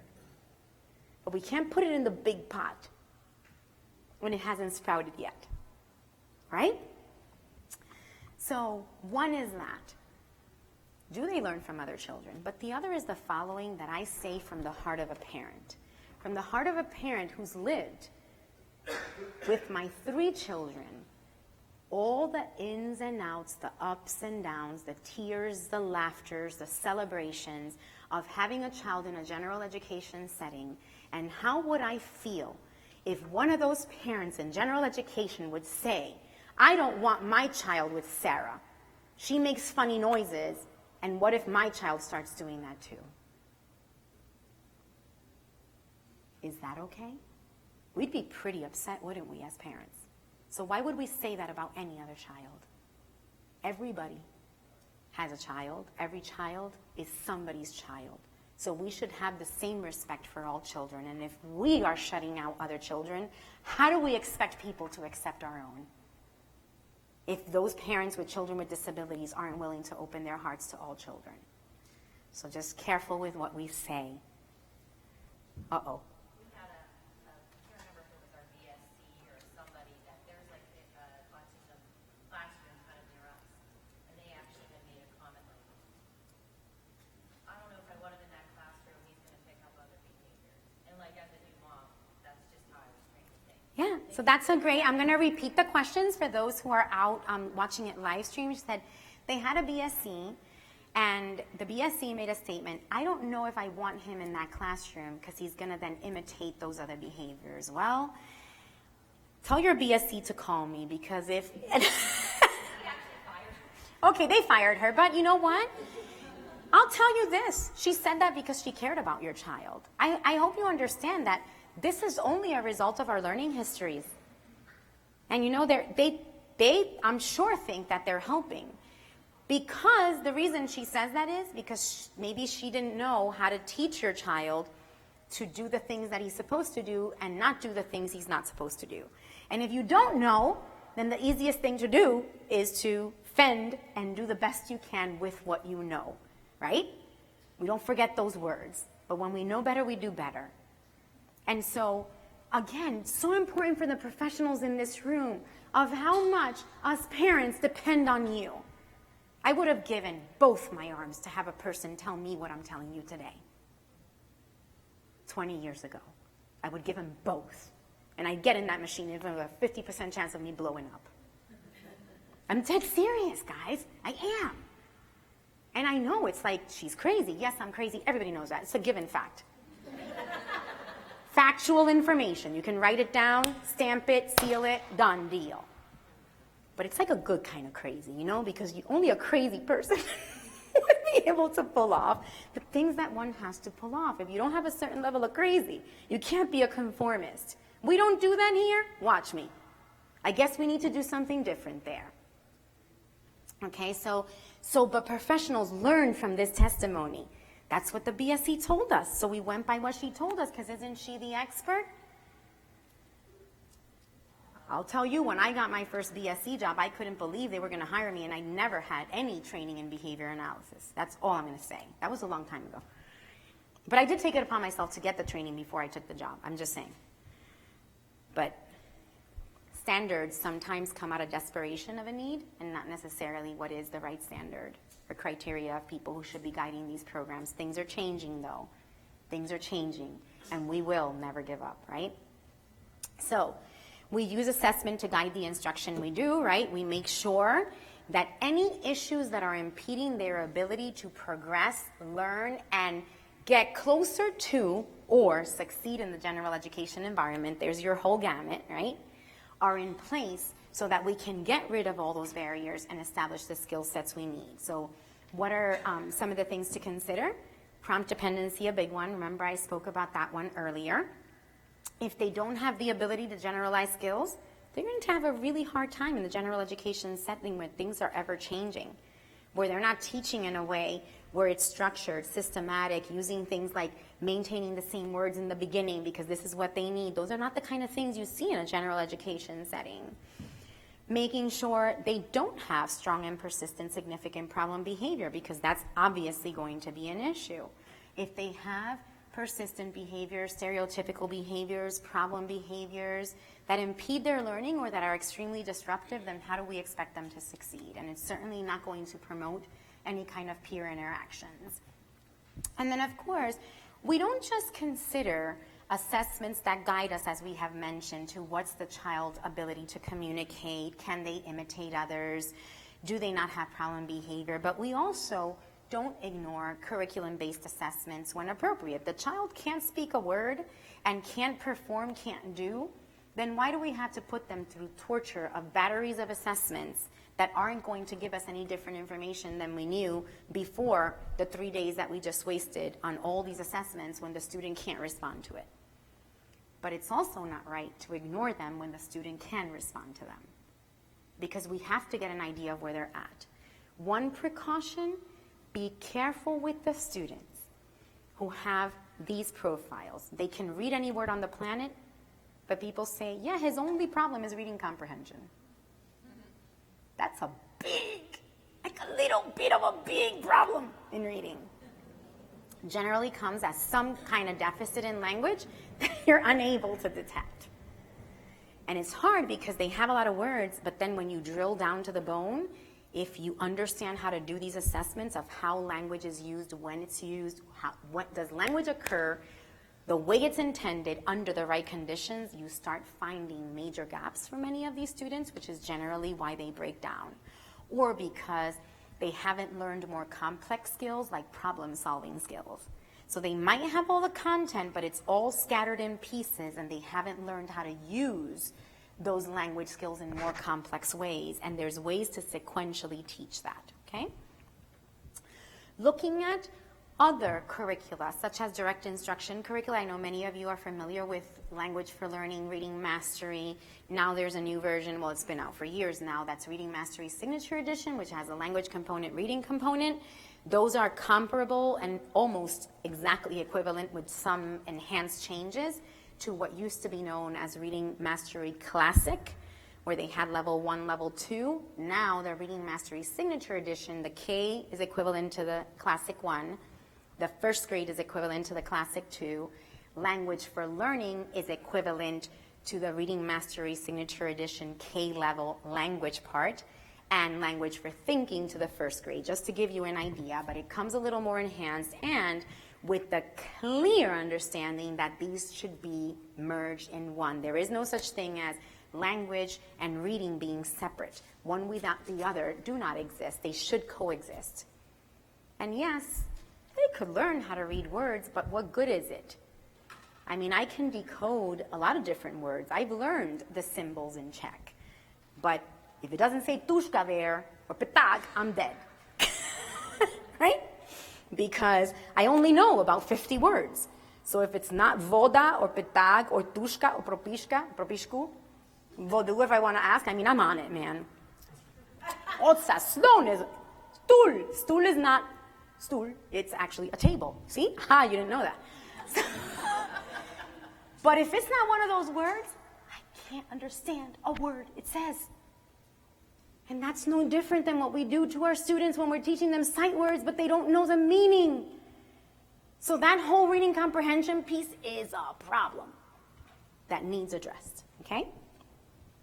And then, of course, benchmark testing. So anything we need that's going to give us a bulk idea of where they're at, but also then we need to dive deep to see where the gaps are, because if we don't fill those gaps and we just keep building up, I mean, I've seen buildings crumble, especially in countries where there's not as many regulations as there are here. Because if you don't have a strong base, it's coming down, okay? Other assessments that are important, preference assessments. So how do we have assessments that are going to give us two pieces of important information? One, what are things that are likely, emphasis on the word likely, valuable to the student? Because when you do a preference assessment, whether it's that a parent filled out the things that are preferred to the student, or that you observed them and filled those things out of, oh, I saw he engaged with these things, he seemed to really like it, he ate this, he always goes for this kind of snack. Don't forget that that preference assessment, remember what I said about motivation earlier? It temporarily alters the value of something. What is valuable to me this second could not be valuable 5 seconds from now. So they only give you an idea of what could be valuable. They don't account for changes in motivation, momentary changes in motivation from moment to moment. So you have to be careful with them, but they can at least give you an idea of what could serve as valuable reinforcers, which then tends to make reinforcers a little more effective, especially if you understand schedules of reinforcement and how they work, right? And then there's another thing that's important. If a child has a certain set of skills where they can participate meaningfully in general education, they are more likely to succeed if what we choose for them to participate are things of their preference. They're things of value to them. So you stick them in art, but the child hates gooey stuff, hates painting, doesn't like the sight of a crayon or a marker or a pen or a paintbrush, good luck. So if we're dealing with one, maybe a skill deficit, two, on top of it, I don't want to be there, all I could say is, if you figure it out, let me know. That's all I can say. So those are two important things, and especially when we're looking at the big picture of where is this heading. Why do you think we looked for an internship at a hotel? Where do you think Alexandra's going on Thursday? Coming right here, Penn State or Conference Center Hotel. We go in August, every August. We go and rescue mom. That's where she's at, and then we stay the weekend. And if I try to delete that from their holiday vacation, I'm dead. It's his favorite thing to do is go to a hotel. And he actually thinks that Mike Mikolos owns the Penn Stater, because that's the first person he sees usually when I walk in here. Says, Mr. Mike, Penn Stater, Conference Center Hotel, like, can you hook me up? But the bottom line is, do you think he would be folding as many towels if he didn't have that elevator waiting for him and he weren't entering a hotel room? If I got him a job at a laundromat folding towels, not happening. There's no elevators in laundromats, not usually. So if there's nothing in it for them, you're not going to have the same level of success, okay? Also, again, establishing what are the readiness skills of the student, right? What are the things they can do? And then what are the things we need to teach them? And when we select those things, teach them in a sequence. We already talked about a lot of those skills. We don't need to repeat them again. I tend to just emphasize and emphasize and emphasize, because if you didn't hear it the first time, hopefully you heard it the second, maybe the 17th. Maybe not even at this talk. Maybe you'll hear it when you look at it again in the future. But the bottom line is we have to make sure students are successful. That's our responsibility, okay? So for students who do require more specific systematic instruction, right, to have meaningful participation, then we should be looking at that core set of skills, right? Social skills, which is the same as communication, social communicative, academic skills, behavior skills of adaptation, of being able to behave in appropriate ways and environments, and life skills. There's your core, your survival skills as adults. And any of us who's missing it, you know what happens, you get insulted in public. Somebody will look at you the wrong way. We get punished if we don't have this set of skills. I mean, some of us fail to develop some of these skills even in adulthood, but we try our best. And then, even if we have the best assessment in the world, but we don't have a good way to teach it, we don't get very far. So then we also have to know what is the best way for the student to learn the skill set they need to learn based on what they have, what they're able to do. Remember that what they have means doing, right? There's nothing in there. We already determined that other than organs. So what they have is what they can do. Based on what they have, student already has the ability to imitate, the ability to repeat what other people say, echo, the ability to attach many things, many events, has a broad range of language skills that they can use, can already even combine, is already learning novel skills without having to be directly taught with what they've learned. That's a child that we should be looking seriously at. How do we get them out there in what content areas where they can be most successful? Again, if we take into consideration what's valuable, childlike science, don't pick math as your first one. Just say, that shouldn't be the choice. And don't send them to phys ed necessarily. What if you can't find that value? That is such an excellent question. See, I don't even care if we don't get to the end because we have to meet needs of the audience, right? What if we can't find that value? That's where the beauty of behavior analysis is. You see, this is why I'm addicted to the science, because the science teaches us how to make things valuable. Tomorrow night, the special session is the poster sessions, and at the same time, we have an art exhibit where we exhibit art of children with autism, individuals with autism. So there's a display also. It's a wonderful event. There's good snacks, as usual, in this place. Cash bar. Just want to put in that plug. And what you will see in there is My daughter will probably have an entire wall in there, as is, who was her teacher in kindergarten, who's sitting right here in front of me, can testify.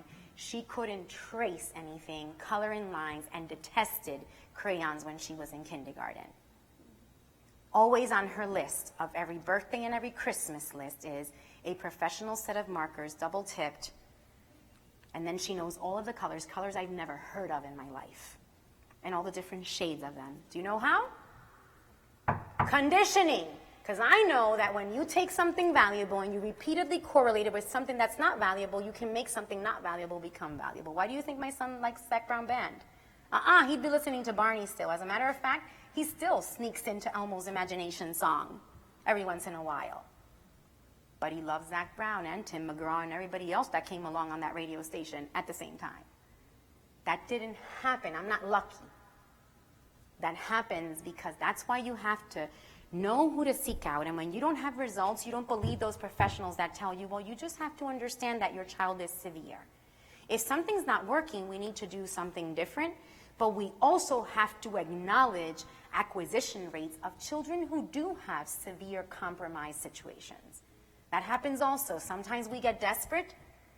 We have a specific training we run at Patton that's specifically for early learners. As a matter of fact, Amy Miller's, no, she did that last year, never mind. But it's a training that's dedicated to these children who come in with nothing. And people, sometimes we luck out, and it's simply, man, nobody had taught him, and look how he flew. Some of these children, we're lucky if they learned how to ask for 7 different things by the end of the year, and we celebrate it. And we need to be able to understand those differences and complex needs that some students have. Or we lose sight, and then we constantly ever change what we're doing, don't stick to anything, and we never get anywhere. And we did a whole lot of everything to get nothing, right? So be careful with that as well. But yes, and if you need to talk further about how to do that, I'd be happy to talk to you after the special session because we do have to present after this again. So think of how we prepare kids for inclusion, right? So we have, remember, the options, students that are ready for inclusion. So those are the ones that are ready to go out there with maybe some support, some accommodations, but they can make it. They're ready to make it, to participate meaningfully, to respond like their other peers, commensurate to other peers. Then you have the ones that aren't quite ready, but then our responsibility is, remember, how do I prepare them to be ready? Preparation could be starting from the base of the skill sets of teaching, all those language skills, all those behavior adaptation skills, life skills, or it could just be teaching skills to adapt and just control behavior. So many children out there are brilliant, but they cannot succeed because they have not learned how to behave. And there's too many people trying to fix everything. The lights bother him, shut him off. Well, if he had to stand up here and share with you some knowledge, he'd be sunk because there's a bright light shining at me right now. Do I like it? I'll admit I didn't. No, I'm lying. I don't. I really wanted to be a Broadway performer. It never happened. The light might bother me, but you learn to tolerate. If I would be screaming here, think of what you guys would be thinking of me right now. So if you don't teach those things, then how are we ever going to get anywhere? You know, I recently had someone visit me from another country who stayed at my house for 10 days, and I'll say this very quickly because it's such a worthwhile story. And because she was visiting, she's from Dominican Republic, let's take her to Hershey Park. How could you come to, York, be 40 minutes away and not go to Hershey Park? So we go to Hershey Park with my 3 children, mind you, 2 of them severe, and she about every 5 minutes said, but I just can't believe it. But look at them. Look, they can wait in line. Wow, look, but they're so behaved. Look, they listen when you told them to wait and stop. She was completely taken aback by their behavior. Lucky to have come in contact with a science, the information, and the skill set that allowed me to achieve that. Perfect children, I would only wish. Every day comes with a new challenge. Every day brings new tears, and that's just the way it is. And we deal with it, and we put one foot in front of the other like the abominable snowman. That's just what we do. That's what we do. We don't give up, And we deal with things, and we deal with them pragmatically, systematically, with evidence-based practices. And then we succeed. And even when desperate moments come again, you can move. People ask me, how do you do it? You know why? Because I can count on the science. I can rely on it. So even when I'm desperate, I say just chill, because you know this is going to work. That's the difference. There's confidence in knowing that you rely on principles that don't fail, and if they fail, you then figure out something else that works. That's the way it goes, but you don't pull it out of thin air. You pull it out of principles that you know work, right? So, for students who are ready for inclusion, what do we need to do? Determine the level of support they need, decide what accommodations they need, right? This is our list, and you have this right in the PowerPoint. The handouts are up on Sketch. You can download them. Make sure you have specific goals. You know what the purpose is. Do you know how many times children are out there? So why is he there? Do you have any data? What do you mean data? Well, what's your goal for them? What do you mean? What goal? For them to be out there with other kids. Doing what? And sometimes people can't even answer that question. That's a problem. Now, once I know the goal, I have to have a way of measuring that goal. I have to have a method, systematic method to collaborate, communicate with general education teachers. This shouldn't be, and what is he doing there? Oh, I'm not sure, because Matilda goes with him, actually, my para. And you're not sure as a teacher? That's like a literal reaction I have. That's scary. How could that be possible? You're making the decisions. So how could it be possible that you say, well, when Matilda comes back, we'll ask her? You rely on Matilda to give you information, but you're the teacher. You're responsible for communicating with the other teacher, right?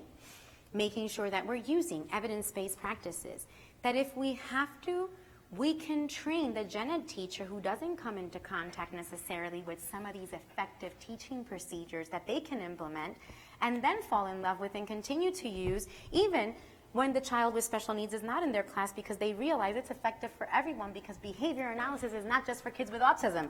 What do you think about that, people? Who would have thunk it? It's the truth, and that's why we're doing the talk we're doing. We need to stop. This is great. I don't know where we would be without it, but this isn't just about autism. And so that gen ed teacher, if we can just convince, if we can show, then you know what happens? They become addicted too. And they're like, well, why am I not doing this with all the students? Because they realize how effective it is, right? And then, of course, a way to measure their progress. For the children that are preparing for inclusion, so these are the children that might not be ready, but I'm thinking, okay, here's where they're going to go, then those are students that I need to have very specific targeted goals of how do I teach this student now. You have a student who's having problem behavior in a one-on-one setting. I have to first establish instructional control here, get this student to want to learn, want to be with me, not want to run away from me, and then fade in and maybe bring another peer and then another. And if I can't have this student respond in a small control group with all the reinforcers in the world, how do I expect them to succeed when they're out there? Again, we lose sight of things when we make decisions haphazardly. Social skills. What's their ability to perform independent tasks? So these are the common things that many of our children who can't succeed. They may be out there sitting, they're in there, but what are they doing in there? So we responsibly have to teach them group skills, social skills, independent skills. But do I want the child doing independent work when they're in dire need of language training? What's the point of sitting there completing tasks or doing worksheets when they can't communicate with other people? We have to have our priorities straight. I get a little serious about things. Sorry for the knock. Instructional control. Can they respond to a teacher? Is the teacher able to control? You know what? There's nothing wrong with that. That's what teachers do. If the students run the classroom, who knows where we would be today? Problem behavior, addressing problem behavior. That's dire need.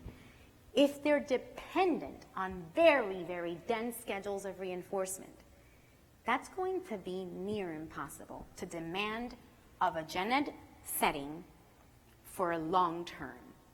Short term, it could be done. Long term, that would be a little abusive. It is. And I do have children, but I'm very realistic with what I ask. You know why? Because I'm on both sides of the shoes. And when you know what those teachers go through, you have a little bit of sensitivity to the effort they go through. And I've seen one too many teachers who give their life. They're in their classrooms till 8, 9 at night, spending their own money because they don't have enough resources in the classroom, and then having people attack them. And that's not okay either. And it's not their fault they weren't trained when they went to college and spent all that money in that higher ed setting, but nobody taught them how to work with a child. They're doing the best, so we need to join them and help them. And they could go cry to their administrator, I need this. That's where you come in. They won't listen to the teacher, but they'll listen to you. Tell you that. So become allies, okay? And then effective teaching procedures we use. So of course, teaching without allowing the student to make mistakes, we call that errorless teaching. We have different types of errorless teaching. Some have a sequence of prompting and fading the prompt, right? They all in some way basically give the student the answer, allow them to succeed, and then in some way fade. Many of you know our typical teaching procedure for most intensive teaching skills, most of the basic skills that we teach, which is we prompt, we then fade our prompt, transfer, then we distract, and then we check again to see if the student can respond independently. Once the student can learn in small groups and group instruction, then we tend to shift to what is used in effective instructional practices, and it's what direct instruction materials use, which is the model lead test. So we do it together, and then you do by yourself. So those are just two ways. It doesn't mean they're the only ways, but they're effective using signals to respond. And even in general education settings, when you have everyone respond in unison, it's so much easier because you can detect errors a lot easier when all students respond the same. If one said the wrong answer, it'll stick out. But if everybody's responding at different times, now if a student says something different, you can't even tell because you're hearing a bunch of different noises at the same time. In addition to that, if we're not going around round robin turn taking, as we usually have the tendency to do, now everybody had the opportunity to respond and practice, and we know how important high levels of student responding is in terms of good outcomes. Of course, we're going to adapt materials as necessary. We're going to make sure that the student has opportunities to practice the things that they've learned so they become fluent in them and they become automatic responses, right? And of course, collect enough data to determine and make decisions of what move we have to make next, okay? So, what do? We generally, when we have a student who may not be able to succeed in a general ed setting with many students, there are teachers who sometimes have targeted intervention groups, so they may have smaller groups of instruction. That may be a good first place to start for many of our students, so it's not, the demand for the bigger group is not there. So just one consideration where the teacher may be using an adaptive curriculum to teach students who all may have some need or another. But again, even in those small groups, are they going to succeed if they still can't respond independently and fluently in a one-on-one setting, right? Or in a more controlled setting. And then we use, of course, effective teaching procedures to make sure that our students are learning. This is just another list because there's a lot of different places that we can find good information. We don't just stick. We're not black and white. This isn't about this is how we do it. Sorry, I couldn't help it. I have a disease. This is about what are the things that evidence tell us work, and we take them, I don't care where they come from. And people who are from a field, who are so diehard and closed in their field, never grow to take the best. But we don't just pull things because we want to be friends and hold hands and kumbaya. We do it because we know there's evidence that they work, and so we're all going to do what works for these students. There's no such thing as students are all different and learn differently. They are all different, but we all learn the same.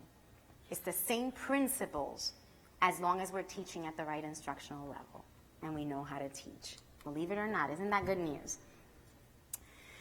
So some of the effective teaching procedures that I just want to remind you of, because you're going to see it in the following video, is teaching students to respond in a group. So the following video you're going to see honestly was done on as necessity. It was a teacher with students who weren't really quite ready, but there was an urgency to teach them to respond in a small group, because even though they were learning very basic skills, there were times in the day where there simply weren't enough hands.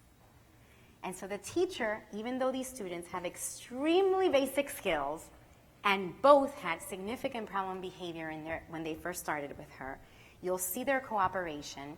She's not using the I do, we do, you do yet, but she is starting to try to get them to respond on signal, get them to do a lot of easy things because they still don't know how to respond in a group. So if I try to teach them how to respond in a group at the same time I'm trying to teach new content, it's going to be too hard.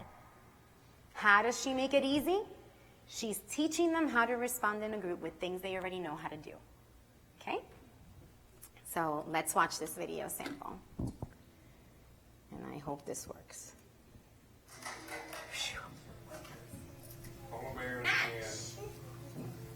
So you see very basic skills, some match to sample, but notice she hands them each a piece. They're both responding together.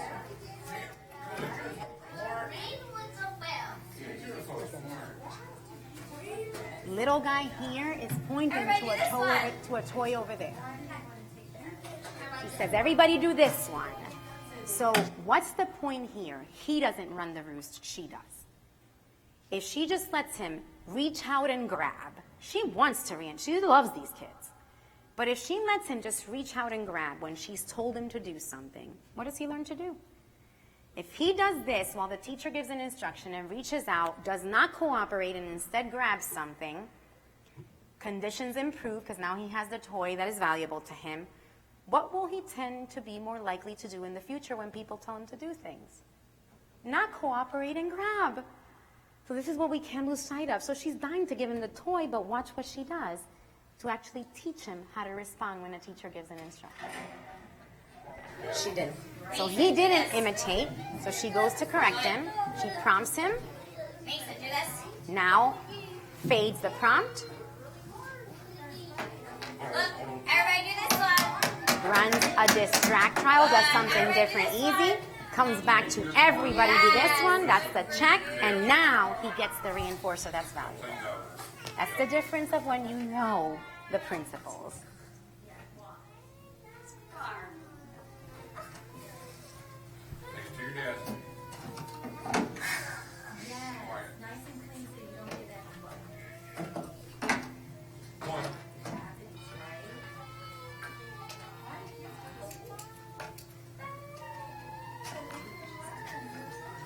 And again, notice, it's a toy, so she lets him have it for a little bit. It's not, boom, give it and take it back, because then it's not valuable enough. So how long the contact of reinforcement is sufficient to have reinforcing value. That's the answer.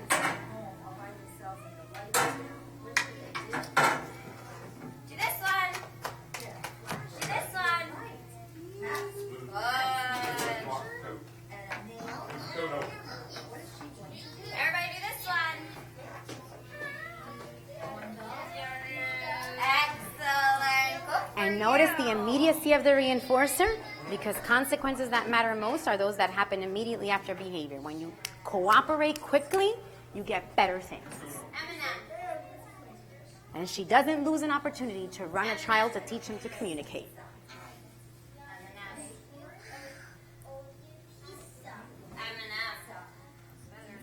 I mean, life is good when I'm responding to you.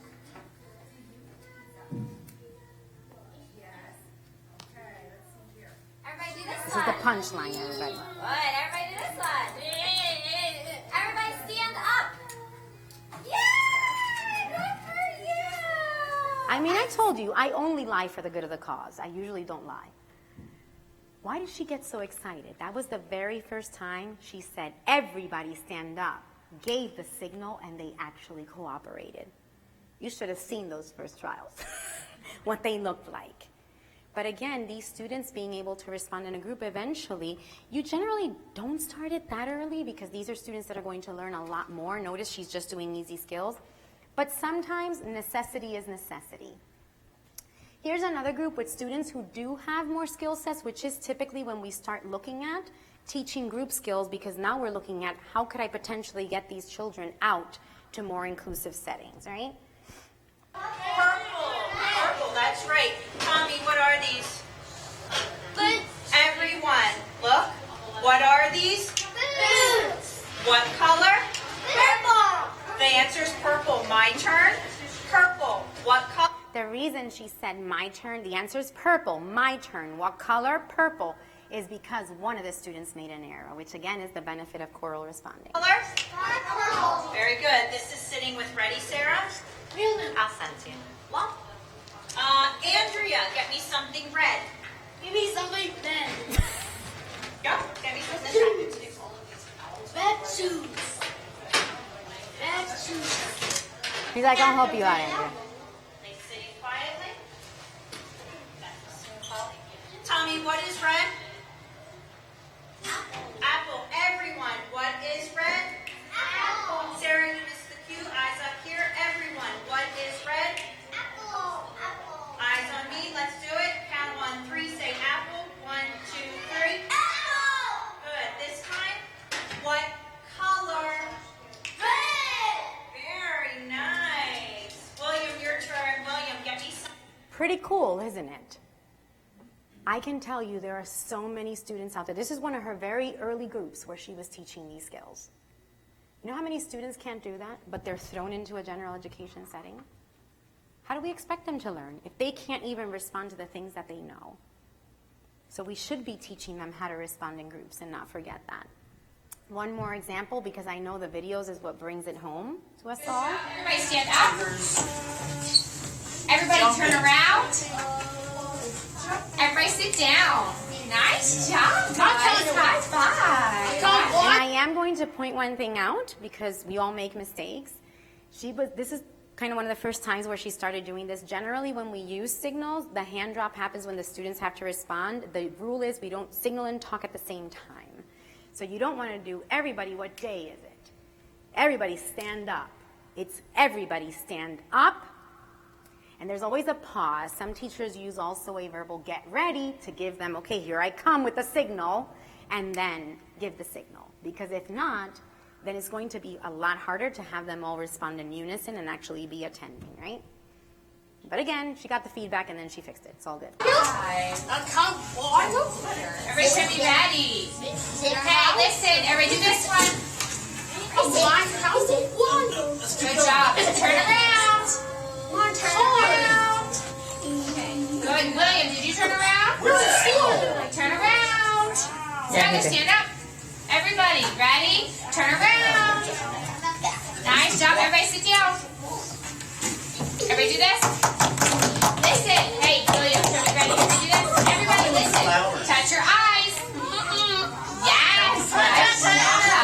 Good job. So you get the idea. Again, looking to, even if the student has to go out to art, phys ed, even if it is to one of those easy things, how do they do that when that teacher stands in front of the room to give instructions?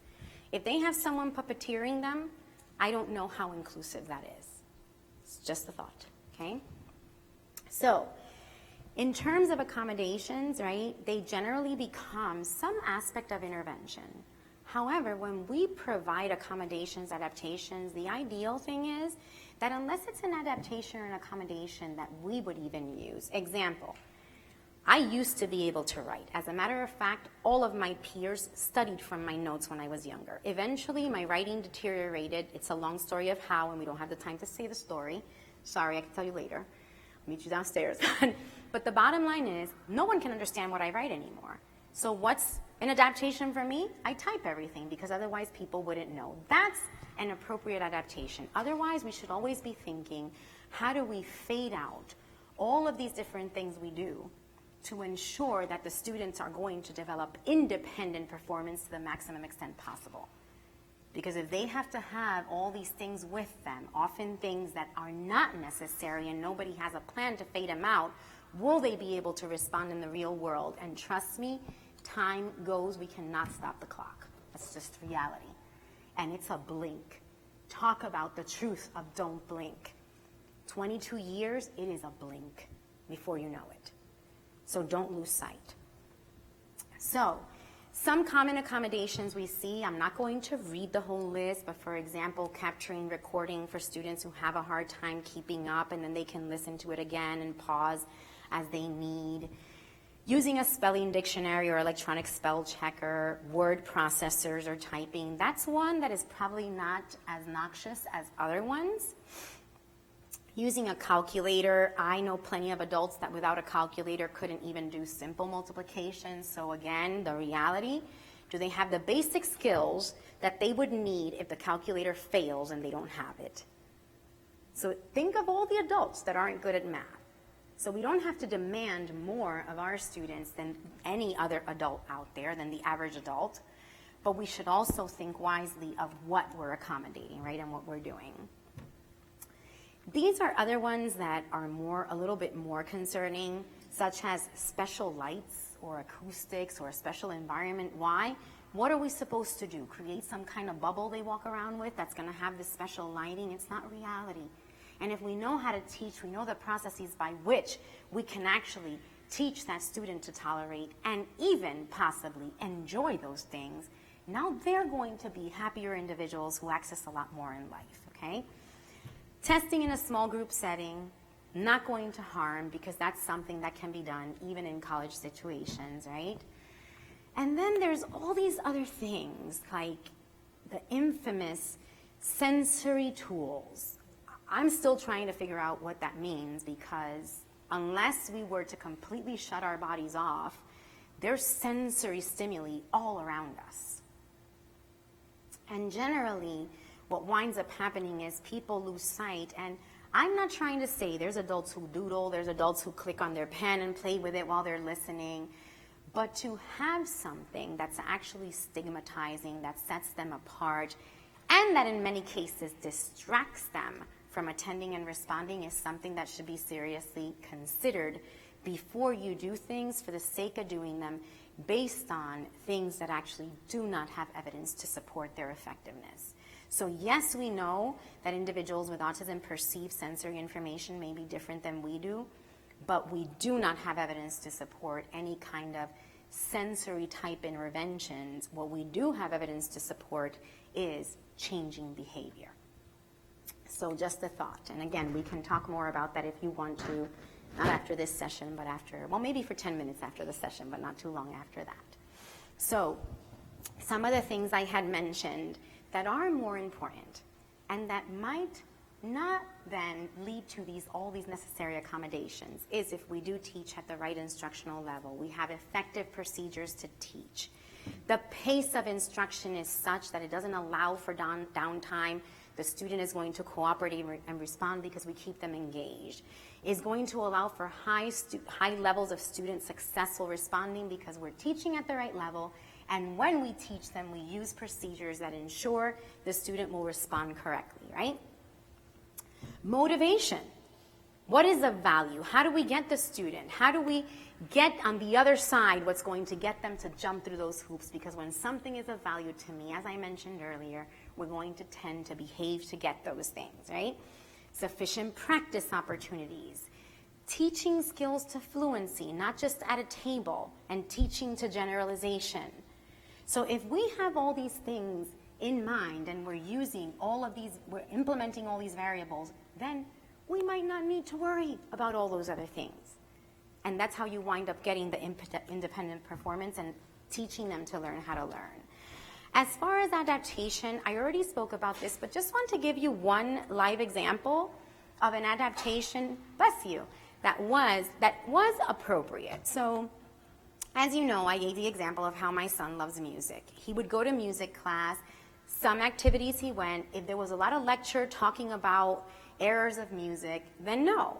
But how do you adapt to the extent that he could do it? Well, this was a specific assignment where students were to write the similarities, contrasts between one genre and another from different errors. Well, he definitely doesn't have the complex language to do that, but there was no reason why that particular task couldn't be completed with musical pieces that he was actually familiar with, that he enjoyed, and then he was able to practice the computer skills of searching on Google, of finding information. He can copy information. So again, what are those skill sets we need to teach? It wasn't somebody Googling for him and giving him the answer and maybe even writing it for him, and all he does is cut it out and stick it on the paper. How is that meaningful? It becomes meaningful when the student at least has a base skill set to have some independent performance, and even though they may not be able to perform exactly at the level of the other students, they can participate in that class. He was able to present that project, and now there's a meaningful participation, and it's not somebody else doing work for him. That wouldn't make much sense, okay? Adapting materials and adapting curriculum, again, don't forget that simplification of materials to be doable for a learner who may have more needs is different than adapting to a point where it is no longer the content that we're teaching. That's the biggest point to consider here, that when we're making adaptations and we're making curriculum adaptations, it's either can they access the curriculum. If you have to adapt it to an extent where the content is so different, then we should consider adaptive curriculum instead. Okay?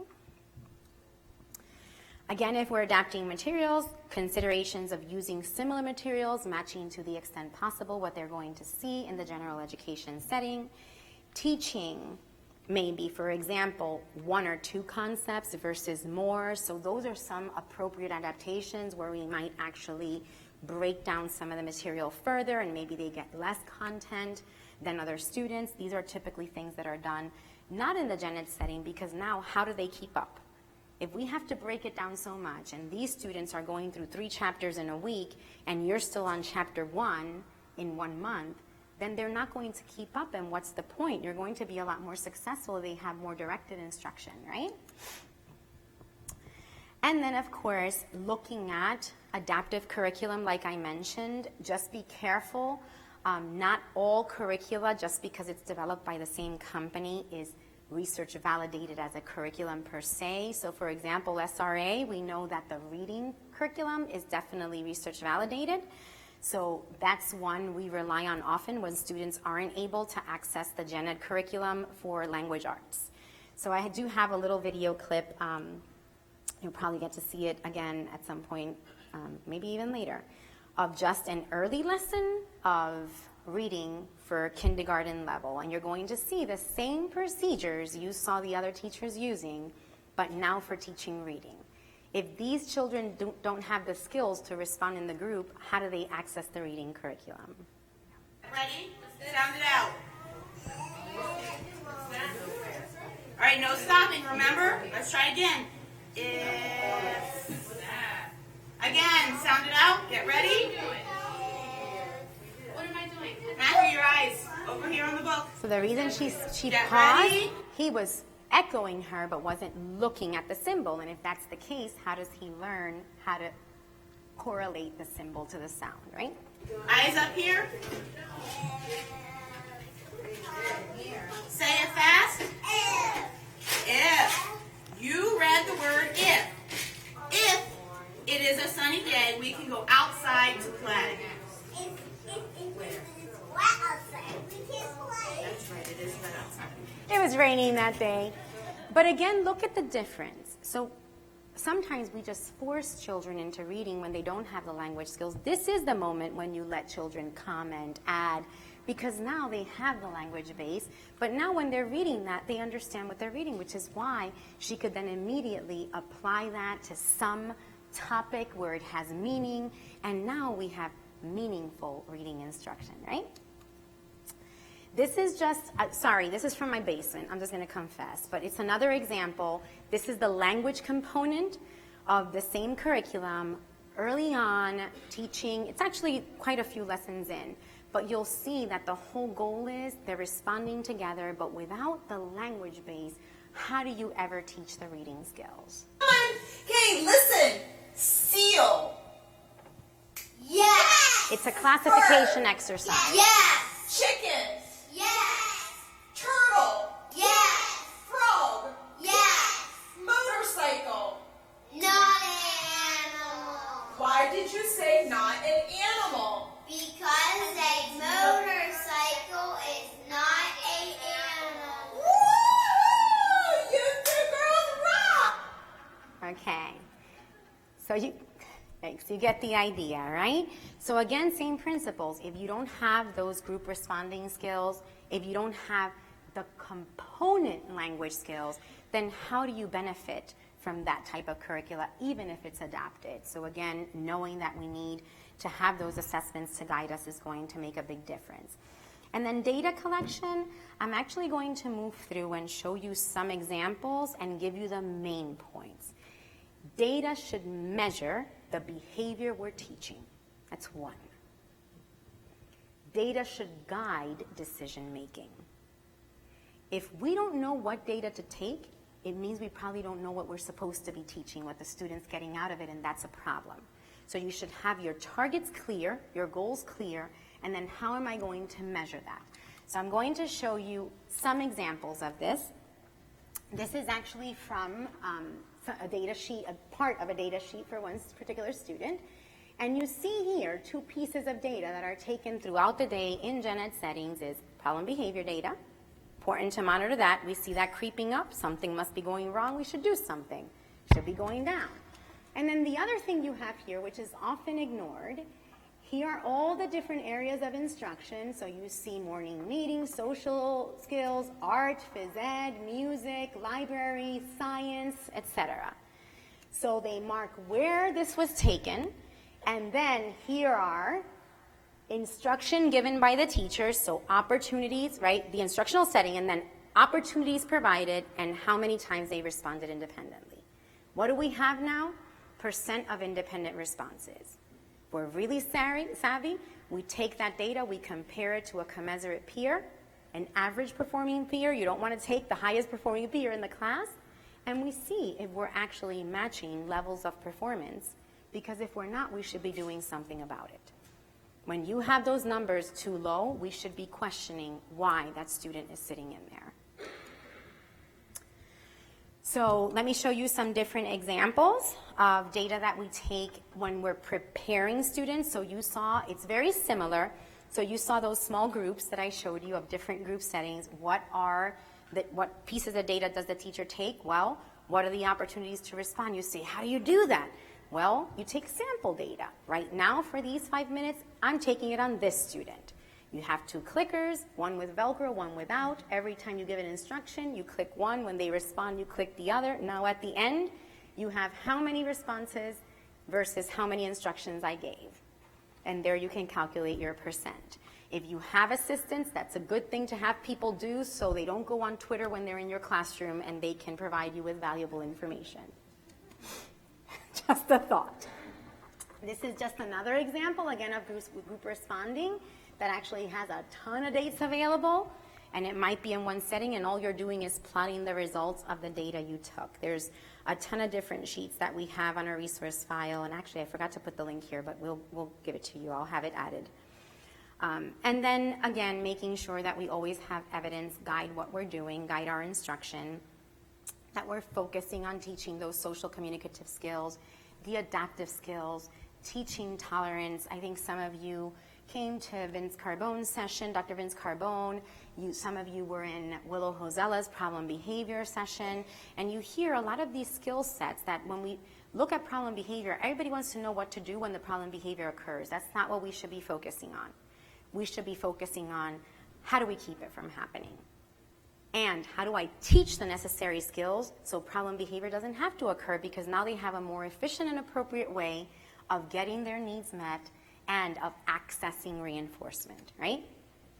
So other things to consider is making sure that we're teaching skill sets to participate in a group, teaching skills to imitate, initiate, sustain reciprocal peer interactions, right? If they're not interacting with peers, how do we expect them to ever learn from other peers or ever have meaningful interactions with their peers?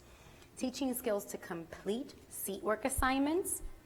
Again, we mentioned gen ed, but nobody stops to think, what are the skill sets you're going to need and how do we get there? Teaching them to communicate their needs, right, independently and clearly. Classroom routines. Yes, you may prompt for a while, but again, if we're doing that forever, then we're not getting anywhere. It should always be independent performance, reducing problem behavior and teaching those skills to self-manage their own behavior eventually. That should be the goal. Because again, they're not going to have us forever. They won't be in school forever. So communication skills in general education could be enhanced through man training right? Teaching them how to make request their wants and needs, responding to questions, so those intraverbal skills of being able to respond when a teacher asks the questions, improving conversational skills. So again, we can't ignore these, and we can't just wait for them to happen. They generally don't happen by osmosis if we don't plan for them. Peer interactions. We know there's a lot of good information out there on teaching social skills. First step, we must teach the other child to be valuable. So peer interactions can be facilitated through actual social skills training, peer incidental teaching, but peer incidental teaching is only going to be successful if peers are valuable to them and if they can imitate other peers. Otherwise, that's not very successful. Recess buddies, so there's a lot of things out there. The problem is, why does it work? What are the principles, the underlying principles by which these things work? And it's not just about getting a buddy. If you don't imitate peers and peers aren't valuable to you, then you don't get very far. So we also consider how we maintain. If we expect for them to have an adult for the rest of their life next to them, then how far are we going to get? So make sure that when you're teaching, you're always looking for independent performance, including eventually to manage your own behavior and self-monitor your own behavior. But you don't just trust them in the beginning, you have to verify that what they're monitoring is accurate. So when you're teaching students to monitor their own behavior, you have to have somebody to also take the data and verify that it's reliable. Because how do we know it's accurate data? So I just want to give you a little sequence. I'm not going to show entire videos, but just give you a little sequence of showing you video examples of gen ed settings, and what I want you to look at is the following. In all of these videos, there is a child with special needs. What are you not going to see? Somebody maneuvering the child in the gen ed setting. You're going to see independent performance. You're going to see performance commensurate to the peer. Oops, it went sideways. Everybody turn your head. Crisscross fashion. I don't know why that happened. Crisscross fashion. Crisscross fashion. I am Nathaniel sitting. Crisscross fashion. Can you sit like me? Question, could you pick out the student? You can't. You know why? Because the student was taught the skills to perform independently. At that time, that student wasn't in there all day. That student was in there for what was appropriate, and she could meaningfully participate, but still went to receive, and still does, any specialized instruction needed to be successful. Okay? Here's another one. I just want to do it. 2, 4, 6, 8.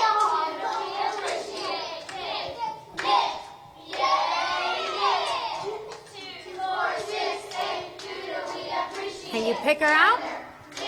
Only if you know who it is, because you know, because you've seen, or somebody told you.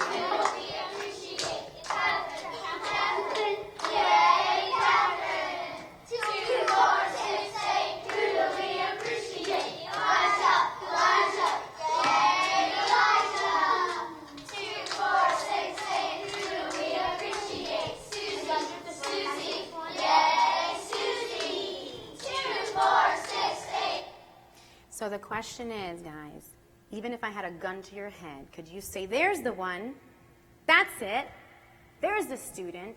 Why do we wind up doing that? Because generally, it is under conditions where the student is not engaging in independent performance, where we haven't prepared them, we haven't taught the skills. And oh, by the way, the child in this video, in both videos and the next one you will see, was diagnosed with severe autism at the age of 3. I'm just saying. It's just an observation, and I'm not trying to say that you'll get the same results with everybody, because each child is different, comes with different complexities. But what we are saying is, if you use evidence-based practices, effective interventions, you rely on your science, you will get the best outcome you can possibly get. This word says 2. Write the numeral that matches this word. Savannah, where are you? Same student, now first grade. Write the numeral that matches this word. Write the numeral that matches this word. I'm looking for everyone's board on the signal. Ready? 1, 2, 3. And again, could you pick the student out? Maybe some of you noticed that she handed out a marker. Why? The student so happens to love coloring now, so it's a little bit of a distraction if the student has a marker in their hand. But do you see the difference? However, that student didn't attend all classes. Janet, teacher, and she's out teaching all other teachers how to use signals and how to use effective teaching practices and why reinforcement is so important. Just saying, it's possible. If we can be sensitive and respectful of their learning histories, and we all work together. We don't get there by fighting. I tried that once where it wasn't successful. It didn't really work. I'm not going to go over details of problem behavior because otherwise we won't have time. I only have a few minutes left, so I know there were sessions on problem behavior. The only thing I'll say is you cannot treat problem behavior successfully unless you treat it by why it's happening, meaning what's the reinforcer that the child gets from engaging in the problem behavior. What do they get out of it? And then what are the rules? Make sure that we decrease the value of whatever it is they're going to get, and how we do that, there's specific ways. Make sure we teach competing skills, and make sure that we don't allow it to get reinforced, always making sure not allowing it to get reinforced is using extinction. Extinction, remember, leads to initial increase in magnitude and variability before it fades, so if it's dangerous behavior, we have to make sure safety always comes first, okay? So I'm gonna skip this part just because I want to then get to the end things and do the closing remarks, okay? So I said about setting priorities, the goal should be always a focus about where are we headed. So I told you about my son, for example, going to environments like the hotel. He also, you know what? He still doesn't have a paid job. And if where he lands in life is volunteering, this is actually in a retirement home, and he does light touch cleaning. It's right in the back of our house, less than a mile away. He can actually walk there, and they love him, and he does all sorts of things. And you know what? He loves playing with water. He loves flooding the house, so this is very useful. He gets to spray stuff and wipe him down, and he is a cheerful worker. It's going on the side again. Let me see something. No, I can't do open with. Sorry, tilt your heads. It played fine on my computer. I don't know what's going on. Everybody turn your heads to the side. Look at that, you actually have them turned. But again, do you see somebody on top of him?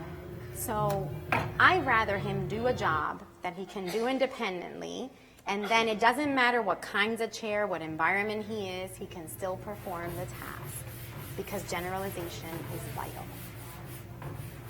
And you know what? Maybe he won't get paid. Luckily, we live in a country where you get benefits for disabilities, and he can still contribute to society and not sit on the couch for the rest of his life. You see that? He even giggles. It's like, giggle while you work. Ha ha ha ha ha ha. Team-based approach is so important. Please, please, please. Parents, stop attacking. All they're going to do is hate you and have meetings, and a lot of meetings about meetings, and call their solicitors, and it gets you nowhere. And then the same with the school. Stop fighting. You know what? Be sensitive. Be understanding. Know that that parent is coming to you and they're fighting simply because they don't know. And there's some person out there feeding them some crazy information and promising them their child is going to be cured if they get X. And so we say, look, I understand. I want nothing more than to please you, but we all need to learn to work together. Otherwise, we're not going to get anywhere. So a team-based approach is very important. This is an example of a communication sheet that paraprofessionals can use when out in general education, where they can bring information back to the teacher if the teacher is not able to meet. So it has information such as expectations of support staff, who would you prefer the students' questions are addressed to, like just different things that are going to actually let those paraprofessionals who are killing themselves for you and your students know they are cared for. Most of the time, they just feel like you throw them out there into the gen ed setting and nobody tells them what to do or cares. Answer their questions, train them, Same with the gen ed teachers, have a system of communication. Same with the parents. And then the last thing I'm going to address, I don't want to not get to this point because it's like so critical, is the whole idea of the structuring for belonging. So I just want to share with you what I did for early years. I can't say everybody accepted it with glee, but once I was in there and I worked my way in, the teachers were always thankful it was done. So basically early on in the year, I always went in and provided a training for the peers. Some of the peers followed throughout the years and became expert. I know the answer. And so there was a peer sensitivity training done for the children, but the teachers were present, so there was a dual target of teachers listen up to. And so one example was that in one case, teachers weren't necessarily following behavior plans, but when I showed the video to the students of her, for example, following along in church for hymnal without any help, they were like, Sarah can do that? Yes, she does, if you actually use principles and procedures that help her respond. So it's kind of dual, but really the training involves, I'm willing to share it with anybody, involves at whatever the child's level, explaining what she has. It's not contagious. And even though she might not be able to do these things, this is why she goes to this special class. She can do this, some things actually better than her peers. And so there's a little training that's done, and here's what you can do to help. If she's making weird noises, keep your eyes on your teacher. Let's practice it. And literally it's like 30 minutes, but it goes such a long way. She tries to grab something from you, she can already ask, but sometimes she forgets. Don't let her grab it. So given very specific instructions, now children are not scared and they learn to respond. A letter goes home to the parents, written. This letter is written by my mom. Eventually she'll write her own. She came in today to talk to my friends. I have something called autism. Here's her number, et cetera, et cetera. Cute picture in case the parents get weird. Now they see the picture and they go, aw. And then I usually get all these calls and texts. Thank you so much for sending this. What an amazing mother you are. Like, people are so afraid. The more open we are, the less stigmatizing our children become. We hide them now, people. If we don't tell people what our children have, now it's like, what's wrong with that girl? But if we're open and we're sensitive to people, they become sensitive to us as well. Bottom line, it can be done. It is possible. Success is possible. There's Alexander at graduation. The student council actually selected to have him come out with the valedictorian, salutatorian, and class president because his favorite thing to do is high five. It was conditioned. He didn't like to do it. So when the graduates all filed out and got their diploma, he stood there with the student council, and when they congratulated everyone, he high-fived every single graduate that came through, all 481 of them. There is Sarah at Twin Day, and obviously she was a septuplet because there were too many girls who wanted to be her twin. Following year, same thing, and even the one that wasn't in the class made sure to call me, Ms. Puglia, what's Sarah wearing? I know I'm not in her class, but can you please, I want to be her twin too, and can you make sure she comes to my classroom so I can get a picture with her? Again, if we're clear, then you get success. Yes, Alexander went to homecoming. Yes, he went to prom. Yes, Sarah participates in field day, and by the way, got second place in the 100-meter dash with nobody running next to her. So it can be done. I close with telling you, guys, fairness is not giving everyone the same thing. It is making sure we give every person what they need to succeed. The end. Thank you.